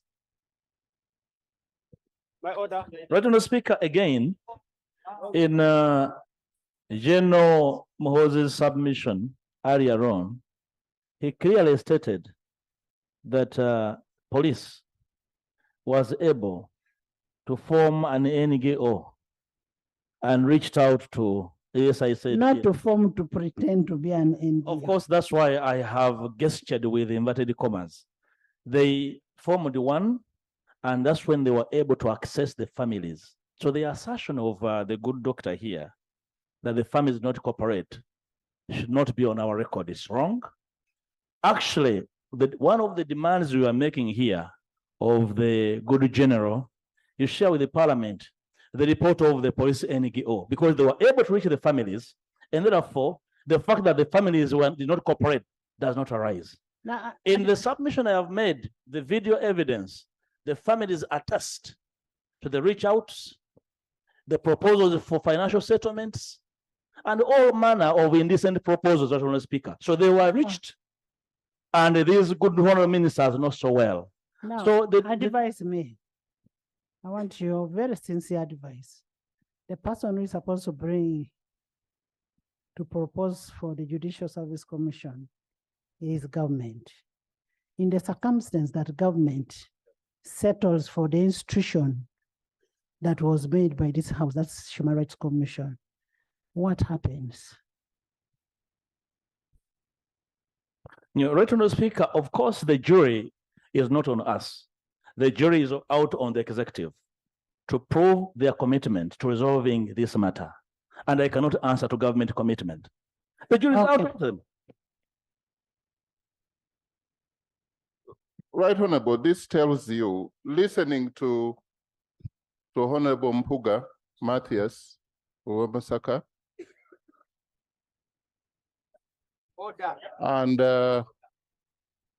and why are you bringing an order? Does he come from Bugiri? He comes from Masaka. Yes. He comes from Masaka and he's proud to be from Masaka. We are making this. Sit. We are making, when you see a neighbor complaining over a lost neighbor's chicken, you know the neighbor is a thief himself. But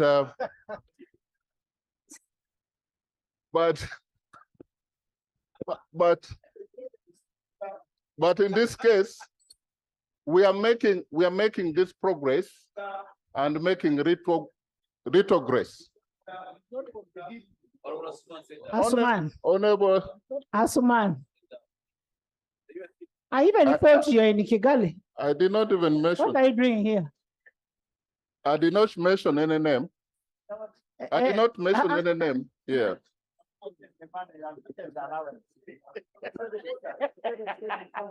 Right, Honorable Speaker, we were making some progress here. No, we are getting progress. Yes. And you've asked a very pertinent question to the opposition leader of opposition. And what would be the effect, the total sum of even the resolution that we shall make, because he may not believe in the Human Rights Commission. He does not believe, that's what I got. And from him, may not believe in the committee of parliament, but he would want a select committee of parliament, which will be appointed, taking all the 3 or 4 shades of parliament. This just tells you how complicated this matter is, that the leader of opposition he is, with the team, he is determined to stretch this house beyond your limit.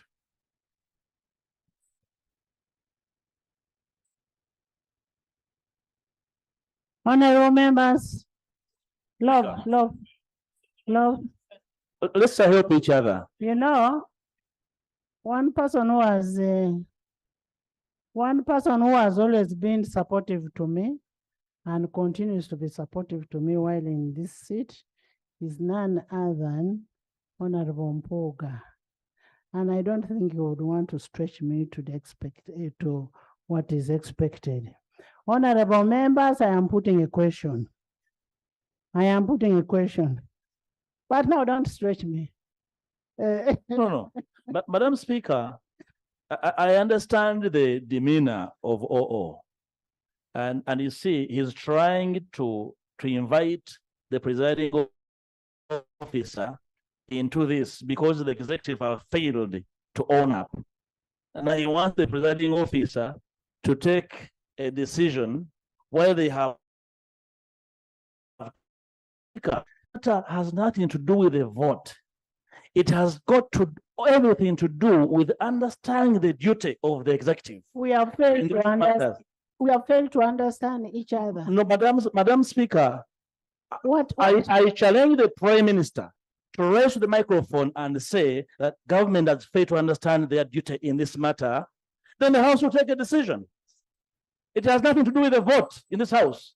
Honorable members, maybe before we continue, me and Honorable Mpoga and Honorable Taeva will want to meet the Human Rights Commission on Monday in my boardroom. If the institutions of this government are not working, then we will send these institutions back to the sender. Because you cannot say that the chairperson has a problem. How? If she's not working, let's get her out. We have the powers. Huh? Mpoga, bear with me, and that is. Madam Speaker, yes. With your indulgence, yes, I am entitled to speak in this House. So don't take away my right. Because my honorable sisters should just listen. I don't want to be misunderstood as if I am putting words in the mouth of the Human Rights Commission. With your permission, allow me to just read a sentence from their report, because no, we are going. Yes. Honorable member. The leader of opposition. No. Let me meet. We are going to meet with the Human Rights Commission. Okay. Why are you fearing Honorable members, we are giving this responsibility to Human Rights Commission, and we will have a meeting with them before we give them the assignment, and they must report to this House, report to Parliament as prescribed by the law. Next item, next prayer. Next prayer.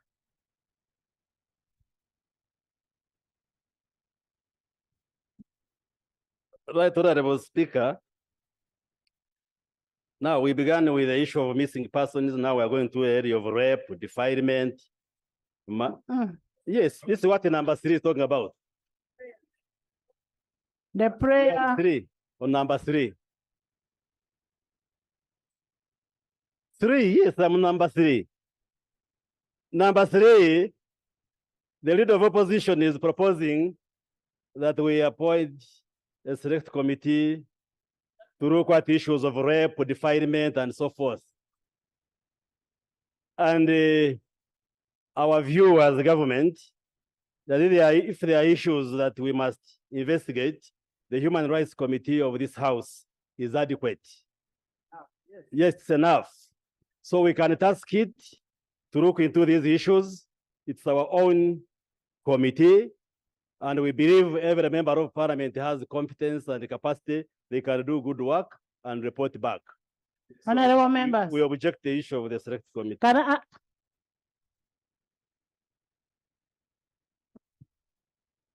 I want to hear from Government Chief Whip. Madam Speaker, the practice of this House in terms of such proposals is dictated under the rules of procedure. In the rejoinder of the Leader of Opposition, prayer number 3 is need for a select committee. Under our rules, such should be formally moved in form of a motion, and the House takes a decision as prescribed under the rules of procedure through a vote. And would I persuade you, Right Honorable Speaker, as the custodian of the rules of procedure, but this is a House of record and it is guided by rules of procedure. Right Honorable Speaker, may I, if it pleases you, request that the side that has brought this proposal adheres to the rules of procedure such that you subject it to the prescription of the rule and we take a decision as a House. I beg to move.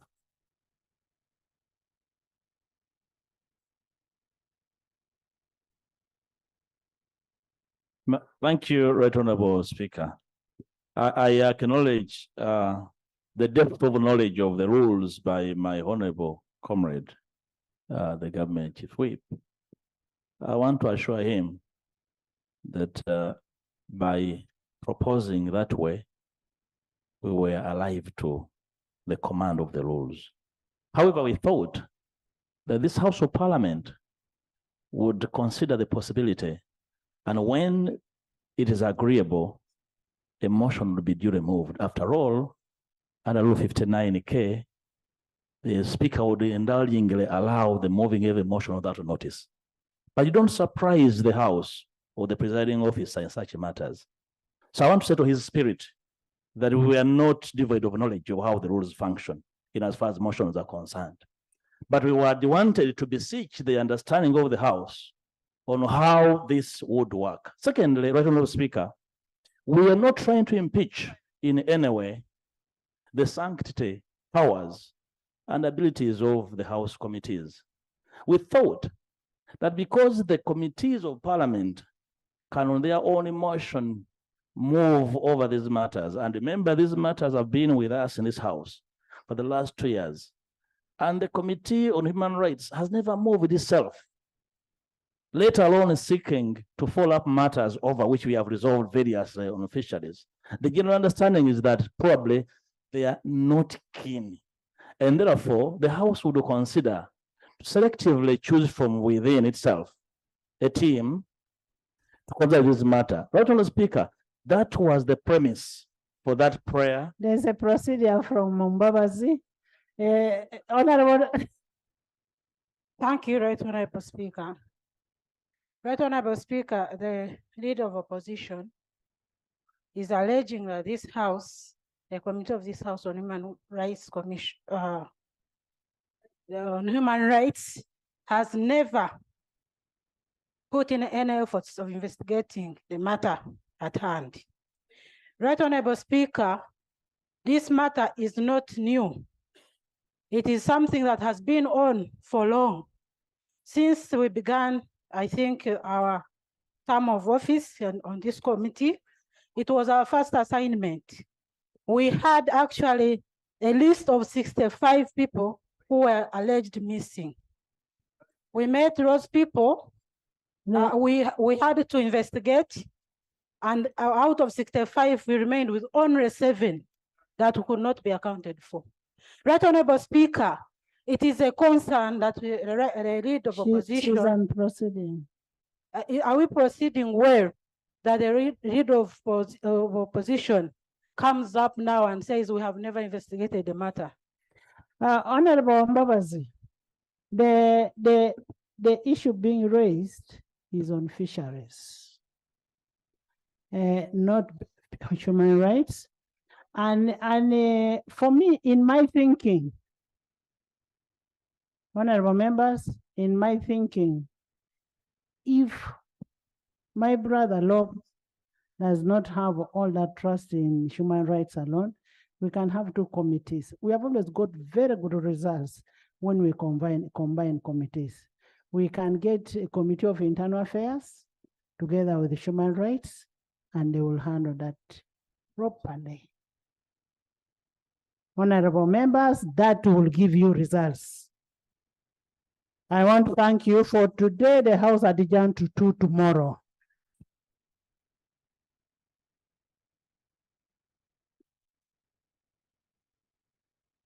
Give me that phone. Give me the phone.